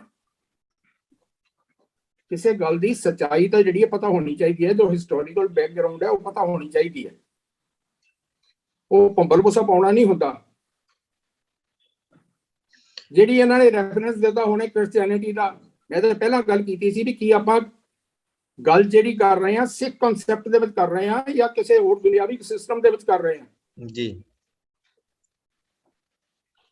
ਜੇ ਸਿੱਖ ਕਨਸੈਪਟ ਦੀ ਗੱਲ ਕਰ ਰਹੇ ਹਾਂ ਤਾਂ ਪ੍ਰਮਾਣ ਵੀ ਸਿੱਖੀ ਦੇ ਵਿੱਚੋਂ ਹੋਣਗੇ ਜੀ, ਪ੍ਰਮਾਣ ਵੀ ਗੁਰਬਾਣੀ ਦੇ ਵਿੱਚੋਂ ਹੋਣਗੇ, ਤੇ ਜਿਹੜੇ ਇੱਧਰ ਉੱਧਰ ਦੀਆਂ ਨਹੀਂ। ਹੁਣ ਤਖਤ ਦੀ ਗੱਲ ਤਾਂ ਮੈਂ ਹੈਰਾਨ ਹੁੰਦਾ ਪਿਆ ਕਿਵੇਂ ਕਰ ਰਹੇ ਨੇ। ਤਖਤ ਦੀ ਗੱਲ ਤਾਂ ਸਾਰੇ ਗੁਰੂ ਪਾਤਸ਼ਾਹ ਕਰਦੇ ਰਹੇ ਨੇ। ਭਾਈ ਸੱਤਾ ਜੀ ਤੇ ਬਲਵੰਡ ਜੀ ਦੀ ਵਾਰ, ਰਾਮਕਲੀ ਦੀ ਵਾਰ, ਰਾਏ ਬਲਵੰਡ ਤਥਾ ਸੱਤੇ ਡੂਮਾਖੀ ਗੁਰੂ ਗ੍ਰੰਥ ਸਾਹਿਬ ਜੀ ਦੇ ਵਿੱਚ ਰਾਮਕਲੀ ਰਾਗ ਦੇ ਵਿੱਚ, ਉਹਦੇ ਵਿੱਚ ਮੇਰੇ ਖਿਆਲ ਪਹਿਲਾਂ ਮੈਂ ਇੱਕ ਪ੍ਰਮਾਣ ਦਿੱਤਾ, ਉਹ ਵੀ ਉਹਦੇ ਵਿੱਚੋਂ ਹੈ। ਇੱਕ ਉਹਦੇ ਵਿੱਚ ਤਖਤ ਬੈਠਾ ਅਰਜਨ ਗੁਰੂ ਸਤਿਗੁਰ ਕਾ ਕੇ ਬਹਿ ਚੰਦੋਆ, ਕਿ ਉਹ ਇਸ ਅਕਾਲ ਤਖਤ ਦੀ ਗੱਲ ਹੋ ਰਹੀ ਹੈ, ਇਸ ਬਿਲਡਿੰਗ ਦੀ ਇਸ ਥੜੇ ਦੀ ਗੱਲ ਹੋ ਰਹੀ ਹੈ। ਸਰ ਆਪਾਂ ਭਾਈ ਜੰਮੂ ਜੀ ਤੋਂ ਜਵਾਬ ਲੈਣੇ ਆ, ਪਰ ਇਹਦੇ ਨਾਲ ਨਾਲ ਇੱਕ ਸਵਾਲ ਤੁਹਾਡੇ ਉੱਪਰ ਵੀ ਖੜਾ ਹੋਗਾ ਕਿ ਤੁਸੀਂ ਇੱਕ ਐਗਜ਼ਾਮਪਲ ਦਿੱਤੀ ਸੀ ਪਹਿਲਾਂ ਕਿ ਜਿਵੇਂ ਸਿੱਖਾਂ ਦੇ 5 ਤਖਤ ਨੇ, ਤਾਂ ਤੁਸੀਂ ਇੱਕ ਐਗਜ਼ਾਮਪਲ ਦਿੱਤੀ ਸੀ ਕਿ ਕਿਸੇ ਹੋਰ ਦੇਸ਼ ਦੇ ਜਾਂ ਕਿਸੇ ਪਾਸੇ ਕੋਈ 5 ਪ੍ਰਧਾਨ ਮੰਤਰੀ ਜਾਂ 5 ਇਦਾਂ ਦੀਆਂ ਚੀਜ਼ਾਂ ਨਹੀਂ ਹੋ ਸਕਦੀਆਂ। ਮੈਨੂੰ ਮਾੜੀ ਜਿਹੀ ਗੱਲ ਕਰ ਲੈਣ ਦਿਓ। ਤਾਂ ਇੱਕ ਸਿੱਖਾਂ ਦੀ ਪਰੰਪਰਾ, ਜੇ ਉਹਨਾਂ ਨੇ ਆਪਣੀ ਪਰੰਪਰਾ ਅਲੱਗ ਕਰਕੇ ਦੁਨੀਆ ਨਾਲੋਂ 5 ਤਖਤ ਬਣਾ ਲਏ, ਡਿਸਾਈਡ ਕਰ ਲਿਆ ਆਪਸ ਦੇ ਵਿੱਚ ਬੈਠ ਕੇ ਪੰਥ ਨੇ, ਤਾਂ ਉਹ ਇੱਕ ਦੁਨੀਆ ਨਾਲੋਂ ਅਲੱਗ ਜਿਹੜੀ ਅਲੱਗ ਪਰੰਪਰਾ। ਸੋ ਹੁਣ ਅਗਲਾ ਆਪਾਂ ਸਵਾਲ ਭਾਈ ਜੰਮੂ ਜੀ ਤੋਂ ਲੈਣੇ ਆ। ਜੰਮੂ ਸਾਹਿਬ, ਰਜਿੰਦਰ ਸਿੰਘ ਉਹਨਾਂ ਨੇ ਕੁਐਸਚਨ ਬੜਾ ਇੰਪੋਰਟੈਂਟ ਕ੍ਰੀਏਟ ਕੀਤਾ ਕਿ ਜਿਹੜਾ ਤਖਤ ਸ਼ਬਦ ਆ ਗਿਆ ਕਿਸੇ ਵੀ ਇਤਿਹਾਸਕ ਸੋਰਸ ਦੇ ਵਿੱਚ, ਤਾਂ ਉਹਦਾ ਮਤਲਬ ਇਹ ਨਹੀਂ ਹੁੰਦਾ ਕਿ ਉਹ ਸ੍ਰੀ ਅਕਾਲ ਤਖਤ ਸਾਹਿਬ ਦੀ ਜਿਹੜੀ ਨਹੀਂ, ਤੁਹਾਡੀ ਆਵਾਜ਼ ਕੱਟੀ ਗਈ, ਕੁਝ ਨਹੀਂ ਪਤਾ ਲੱਗ ਰਿਹਾ। ਹੈਲੋ, ਆਵਾਜ਼ ਆ ਰਹੀ ਹੈ ਜੀ? ਜਸਪਾਲ ਜੀ ਇੱਕ ਵਾਰੀ ਰਿਪੀਟ ਕਰੋ ਆਪਣੀ ਗੱਲ। ਉਹ ਮੈਂ ਗੱਲ ਕਹਿ ਰਹੇ ਸੀ ਜਿਵੇਂ ਭਾਈ ਰਜਿੰਦਰ ਸਿੰਘ ਉਹਨਾਂ ਨੇ ਕਿਹਾ ਸੀ ਕਿ ਜਿਹੜੇ ਦੁਨਿਆਵੀ ਲੋਕ ਕੀ ਕਰਦੇ ਨੇ ਅਸੀਂ ਉਹਨਾਂ ਵਰਗੇ ਨਹੀਂ ਕਰ ਸਕਦੇ, ਲੇਕਿਨ ਨਾਲ ਦੀ ਨਾਲ ਭਾਈ ਰਜਿੰਦਰ ਸਿੰਘ ਉਹਨਾਂ ਨੇ ਇੱਕ ਐਗਜ਼ਾਮਪਲ ਵੀ ਦਿੱਤੀ ਸੀ ਕਿ ਜਿਵੇਂ ਕਿਸੇ ਵੀ ਦੇਸ਼ ਦੇ 5 ਜਿਹੜੇ ਹੁੰਦੀਆਂ ਨੇ ਰਾਜਧਾਨੀ ਜਾਂ 5 ਪ੍ਰਧਾਨ ਮੰਤਰੀ ਰਾਸ਼ਟਰਪਤੀ ਨਹੀਂ ਹੋ ਸਕਦੇ, ਇੱਕ ਹੀ ਹੋਏਗਾ। ਸੋ ਲੇਕਿਨ ਜਿਹੜੀ ਹੁਣ ਅਸੀਂ ਜਿਵੇਂ ਦੁਨੀਆ ਦੀ ਗੱਲ ਤੋਂ ਨਹੀਂ ਆਉਂਦੇ, ਅਸੀਂ ਆਪਣੀ ਗੱਲ ਕਰਦੇ, ਲੇਕਿਨ ਸਾਡੀ ਪਰੰਪਰਾ ਜਿਹੜੀ ਵੱਖਰੀ ਹੈ, ਸਿੱਖਾਂ ਨੇ ਇਕੱਠੇ ਹੋ ਕੇ 5 ਤਖਤ ਬਣਾ ਲਏ ਤਾਂ ਇਹ ਦੁਨੀਆ ਨਾਲੋਂ ਅਲੱਗ ਪਰੰਪਰਾ ਦੇ ਤਹਿਤ ਕੀਤਾ ਸੀ। ਜੇ ਦੁਨੀਆ 5 ਪ੍ਰਧਾਨ ਮੰਤਰੀ ਜਾਂ ਰਾਸ਼ਟਰਪਤੀ ਨਹੀਂ ਬਣਾ, ਅਲੱਗ ਪਰੰਪਰਾ ਦੇ ਤਹਿਤ ਆਪਣੀ ਜਿਹੜੀ ਨਰੋਲ ਪਰੰਪਰਾ ਸਿੱਖੀ ਦੀ ਸੀ ਉਹਦੇ ਤਹਿਤ ਅਸੀਂ 5 ਤਖਤ ਸਿੱਖਾਂ ਨੇ ਬਣਾ ਲਏ, ਤਾਂ ਉਹਦੇ ਵਿੱਚ ਕੀ ਇਤਰਾਜ਼ ਹੋ ਸਕਦਾ ਆ? ਤੇ ਇਹਦੇ ਨਾਲ ਨਾਲ ਹਰਦੇਵ ਸਿੰਘ ਜੀ, ਭਾਈ ਸਾਹਿਬ ਦਾ ਇੱਕ ਸਵਾਲ ਤੁਹਾਡੇ ਟਿੱਪਣੀ ਦੇ ਉੱਪਰ ਵੀ ਆਇਆ ਸੀ ਕਿ ਤੁਸੀਂ ਜਿਹੜੀ ਰੈਫਰੈਂਸ ਦਿੱਤੇ ਇਤਿਹਾਸਕ ਸਰੋਤਾਂ ਦੇ, ਤਾਂ ਉਹਦੇ ਵਿੱਚ ਭਾਈ ਰਜਿੰਦਰ ਸਿੰਘ ਉਹਨਾਂ ਨੇ ਇੱਕ ਇਹ ਹਵਾਲਾ ਦਿੱਤਾ ਕਿ ਜੇ ਜਿੱਥੇ ਕਿਤੇ ਵੀ ਤਖਤ ਲਫ਼ਜ਼ ਯੂਜ਼ ਹੋ ਗਿਆ ਤਾਂ ਉਹਦਾ ਮਤਲਬ ਇਹ ਨਹੀਂ ਹੁੰਦਾ ਕਿ ਉਹ ਸ੍ਰੀ ਅਕਾਲ ਤਖਤ ਸਾਹਿਬ ਦੇ ਨਾਲ ਜੁੜ ਗਿਆ। ਇਹਦੇ ਬਾਰੇ ਹੁਣ ਤੁਹਾਡਾ ਕੀ ਸਪਸ਼ਟੀਕਰਨ ਹੈ ਜੀ? ਦੇਖੋ, ਉੱਥੇ ਤਖਤ ਸ਼ਬਦ ਗੁਰਬਾਣੀ ਲਿਖਣ ਤੋਂ ਪਹਿਲਾਂ ਦਾ ਜੀ, ਇਸ ਗੱਲ ਨਾਲ ਮੈਂ ਸਹਿਮਤ ਹਾਂ ਕਿ ਜਿੱਥੇ ਸਿਰਫ ਤਖਤ ਸ਼ਬਦ ਆਏ ਉਹਦਾ ਮਤਲਬ ਇਹ ਨਹੀਂ ਤਾਂ ਕਿ ਅਕਾਲ ਤਖਤ ਹੋ ਗਿਆ, ਪਰ ਗੁਰੂ ਬਿਲਾਸ ਪਾਤਸ਼ਾਹੀ 6ਵੀਂ ਚ ਉਸ ਪ੍ਰੋਸੈਸ ਦੇ ਅੰਦਰ ਅਕਾਲ ਤਖਤ ਸ਼ਬਦ ਹੈ। ਅਕਾਲ ਤਖਤ ਸ਼ਬਦ ਦੀ ਵਰਤੋਂ ਹੋਈ ਹੈ ਅੰਦਰ, ਉਹ ਇਕੱਲਾ ਤਖਤ ਸ਼ਬਦ ਨਹੀਂ ਹੈ। ਔਰ ਮੈਂ ਇਸ ਲਈ ਗੁਰੂ ਬਿਲਾਸ ਪਾਤਸ਼ਾਹੀ 6ਵੀਂ ਨਾਲ ਨਹੀਂ ਲੈ ਕੇ ਬੈਠਾ, ਲੇਕਿਨ ਮੈਂ ਇਸ ਚੀਜ਼ ਦੀ ਜ਼ਿੰਮੇਵਾਰੀ ਲੈ ਕੇ ਗੱਲ ਕਹਿ ਰਿਹਾ ਕਿ ਅਕਾਲ ਤਖਤ ਸ਼ਬਦ ਗੁਰੂ ਬਿਲਾਸ ਪਾਤਸ਼ਾਹੀ 6ਵੀਂ ਚ ਅਕਾਲ ਤਖਤ ਬਣਨ ਦੇ ਕੰਟੈਕਸਟ ਵਿੱਚ ਯੂਜ਼ ਹੋਇਆ, 6ਵੇਂ ਪਾਤਸ਼ਾਹ ਜੀ ਦੀ ਗੱਲ ਕਰਦੇ। ਔਰ ਦੂਸਰੀ ਗੱਲ ਇਹ ਆ ਗਈ ਕਿ ਇੱਕ ਪਾਸੇ ਤੁਸੀਂ ਬਹੁਤ ਸੋਹਣਾ ਸਵਾਲ ਚੁੱਕਿਆ ਹੈ ਕਿ ਇੱਕ ਪਾਸੇ ਵੀਰ ਜੀ ਆਪ ਹੀ ਤਾਂ ਐਗਜ਼ਾਮਪਲ ਲੈ ਰਹੇ ਨੇ ਕਿ ਦੁਨੀਆ ਵਿੱਚ ਕਿਸੇ 5 ਤਖਤ ਨਹੀਂ ਹੁੰਦੇ, ਤੇ ਜੇ ਦੁਨੀਆ ਦੀ ਐਗਜ਼ਾਮਪਲ ਲੈਣੀ ਹੈ ਤੇ ਫਿਰ ਦੁਨੀਆ ਦੀ ਐਗਜ਼ਾਮਪਲ ਤੇ ਪੋਪ ਦੀ ਹੈ ਨਾ ਕਿ ਸਾਡੇ ਸਾਹਮਣੇ। ਮੈਂ ਤਾਂ ਯੂਜ਼ ਕੀਤੀ ਹੈ ਕਿ ਵੀ ਉਹ ਸਿਆਣੇ ਲੋਕ ਨਾ, ਉਹਨਾਂ ਨੇ ਪੋਪ ਦੇ ਵੱਲੋਂ ਕੀਤੀਆਂ ਵਧੀਕੀਆਂ, ਕਿਸੇ ਪੋਪ ਨੇ ਕੀਤੀਆਂ ਸੀਗੀਆਂ, ਸਵਰਗ ਨਰਕ ਦੇ ਟਿਕਟ ਬਣਦਾ ਸੀ, ਉਹਦੇ ਵੱਲੋਂ ਕੀਤੀਆਂ ਵਧੀਕੀਆਂ ਦਾ ਜਿਹੜੇ ਤੋੜ ਕੱਢਿਆ, ਤੇ ਉਹਨਾਂ ਨੇ ਉਸ ਇੰਸਟੀਟਿਊਸ਼ਨ ਨੂੰ ਬਰਬਾਦ ਨਹੀਂ ਕੀਤਾ, ਉਹਨੂੰ ਖਤਮ ਨਹੀਂ ਕੀਤਾ। ਅੱਜ ਇੱਥੋਂ ਤੱਕ ਪੁੱਜ ਗਿਆ ਕਿ ਉਹ 135 ਮੁਲਕਾਂ ਦੇ ਵਿੱਚ ਉਹਦੇ ਅੰਬੈਸਡਰਸ ਨੇ ਪੋਪ ਦੇ। ਸੋ ਮੈਂ ਇਹ ਕਹਿ ਰਿਹਾ ਵਾਂ ਕਿ ਬਈ ਸਾਨੂੰ ਇਹ ਡਿਸਾਈਡ ਕਰਨਾ ਪਏਗਾ ਕਿ ਅਸੀਂ ਚਾਹੁੰਦੇ ਕੀ ਆ।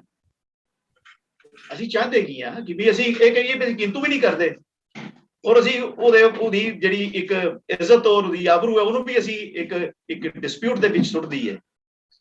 ਤਾਂ ਮੇਰੇ ਖਿਆਲ ਦੇ ਨਾਲ ਇਸ ਬਾਰੇ ਸਾਨੂੰ ਸੋਚਣਾ ਚਾਹੀਦਾ। ਮੈਂ ਨਹੀਂ ਕਹਿ ਰਿਹਾ ਕਿ ਰਜਿੰਦਰ ਸਿੰਘ ਜੀ ਸੁੱਟ ਰਹੇ, ਉਹਨਾਂ ਦੀ ਮਨਸ਼ਾ ਸੁੱਟਣ ਦੀ, ਮੈਂ ਨਹੀਂ ਕਹਿ ਰਿਹਾ ਉਹਨਾਂ ਤੇ ਕੋਈ ਇਲਜ਼ਾਮ ਨਹੀਂ ਲਾ ਰਿਹਾ, ਮੈਂ ਜਨਰਲਾਈਜ਼ ਗੱਲ ਕਰ ਰਿਹਾ ਫॉर ਦੀ ਸੇਕ ਆਫ ਕਿ ਸਰੋਤੇ ਨੂੰ ਸੁਣਨਾ ਕਿ ਵੀ ਇੱਕ ਦੀ ਇੱਜ਼ਤ ਕਰਨੀ ਔਰ ਨਾਲ ਹੀ ਇੱਜ਼ਤ ਉਤਾਰ ਦੇਣੀ। ਇਹ ਡੁਅਲਿਟੀ ਜਿਹੜੀ ਹੈ ਨਾ, ਇਹ ਜਿਹੜੀ ਹੈ ਡੁਅਲਿਟੀ ਠੀਕ ਨਹੀਂ ਰਹਿੰਦੀ। ਤਾਂ ਜਿੱਥੋਂ ਤੱਕ ਅਕਾਲ ਤਖਤ ਦੇ ਇੱਜ਼ਤ ਔਰ ਸਨਮਾਨ ਦਾ ਅਸੀਂ ਗੱਲ ਕਰਨੇ ਆ, ਇਹਦੇ ਵਿੱਚ ਸਾਡੇ ਸਾਹਮਣੇ ਆ ਕਿ ਕਈ ਬੜੀਆਂ ਹਾਇਰ ਸਕੋਰਟ ਦੇ ਜਿਹੜੇ ਹਾਇਰਸ ਰਿਸਪੌਂਸਿਬਲ ਜਿਹੜੇ ਬੰਦੇ ਬੈਠੇ ਨੇ, ਉਹ ਪ੍ਰੈਟੀ ਗੇਮਸ ਵਾਸਤੇ ਗਲਤ ਫੈਸਲੇ ਕਰ ਜਾਂਦੇ ਸਾਡੇ ਸਾਹਮਣੇ, ਅਸੀਂ ਦੇਖਿਆ। ਲੇਕਿਨ ਕੋਈ ਬੰਦਾ, ਕੋਈ ਵੀ ਸਿਸਟਮ ਇਸ ਗੱਲ ਦੀ ਤਵੱਕੁ ਨਹੀਂ ਕਰ ਸਕਦਾ ਕਿ ਬਈ ਕਿਉਂਕਿ ਇੱਕ ਜੱਜ ਗਲਤ ਫੈਸਲੇ ਕਰ ਗਿਆ, ਫਲਾਣਾ ਨਾਰਕੀ ਮਚਾ ਦਿਓ, ਗਰਾਊਂਡ 'ਚ ਬੈਠ ਕੇ ਇਕੱਠੇ ਹੋ ਜਾਓ ਤੇ ਫੈਸਲੇ ਸ਼ੁਰੂ ਕਰ ਦਿਓ। It can't go like that. ਮੇਰੇ ਕਹਿਣ ਤੋਂ ਭਾਵ ਇੱਕ ਆਪਾਂ ਰਜਿੰਦਰ ਸਿੰਘ ਜੀ ਕੋਲ ਜਾ ਰਹੇ ਹਾਂ ਦੁਬਾਰਾ, ਲੇਕਿਨ ਜਿਵੇਂ ਹਰਦੇਵ ਜੀ ਭਾਈ ਸਾਹਿਬ ਨੇ ਇੱਕ ਕੰਸਰਨ ਰੇਜ਼ ਕੀਤਾ ਸੀ ਕਿ ਇੱਥੇ ਇਹੋ ਜਿਹਾ ਮਾਹੌਲ ਨਾ ਹੋਵੇ। ਮੇਰੀ ਵੀ ਇੱਕ ਪਰਸਨਲ ਬੇਨਤੀ ਕਿ ਆਪਾਂ ਕੰਪੀਟੀਸ਼ਨ ਦੇ ਵਿੱਚ ਨਹੀਂ ਕਿਸੇ ਨੇ ਵੀ ਪੈਣਾ, ਆਪਾਂ ਸਾਰੇ ਡਿਸਕਸ਼ਨ ਕਰ ਰਹੇ ਹਾਂ ਇੱਕ, ਸੋ ਇਸ ਚੀਜ਼ ਨੂੰ ਵੀ ਧਿਆਨ 'ਚ ਰੱਖਿਆ ਜਾਵੇ। ਸੋ ਹੁਣ ਭਾਈ ਰਜਿੰਦਰ ਸਿੰਘ ਜੀ, ਹਰਦੇਵ ਜੀ ਨੇ ਜੋ ਗੱਲ ਕਹੀ ਉਹ ਤੁਸੀਂ ਸੁਣ ਲਈ ਹੈ, ਹੁਣ ਇਹਦੇ ਬਾਰੇ ਅਗਲਾ ਫਰਦਰ ਤੁਸੀਂ ਕੀ ਕਹਿਣਾ ਚਾਹੋਗੇ? ਹੁਣ ਮੈਂ ਸੁਣ ਲਈ ਹੈ ਜੀ, ਮੈਂ ਗੁਰੂ ਬਿਲਾਸ ਪਾਤਸ਼ਾਹੀ 6ਵੀਂ ਲਫ਼ਜ਼ ਬਲਫ਼ਜ਼ ਪੜ੍ਹੀ ਹੈ, ਮੈਂ ਦਾਅਵੇ ਨਾਲ ਕਹਿ ਰਿਹਾ। ਇਹ ਲੈ ਆਉਣ, ਹੁਣ ਲੈ ਆਉਣ, ਫਿਰ ਕਿਸੇ ਵੇਲੇ ਲੈ ਆਉਣ। ਮੈਂ ਜਿਹੜੀ ਗੱਲ ਕਹਿ ਰਿਹਾ ਇੱਕ ਦਾਅਵੇ ਨਾਲ ਕਹਿ ਰਿਹਾ, ਜਿਵੇਂ ਕਹਿ ਰਹੇ ਨਾ ਦਾਅਵੇ ਨਾਲ ਕਹਿ ਰਿਹਾ, ਮੈਂ ਵੀ ਦਾਅਵੇ ਨਾਲ ਕਹਿ ਰਿਹਾ। ਮੈਂ ਲਫ਼ਜ਼ ਬਲਫ਼ਜ਼ ਪੜ੍ਹੀ ਹੈ।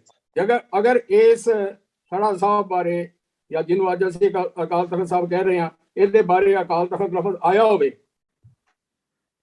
ਮੈਨੂੰ ਦਿਖਾ ਦੇ। ਸਿੱਕਿਆਂ ਦੇ ਉੱਪਰ ਵੀ ਨਹੀਂ ਆਇਆ।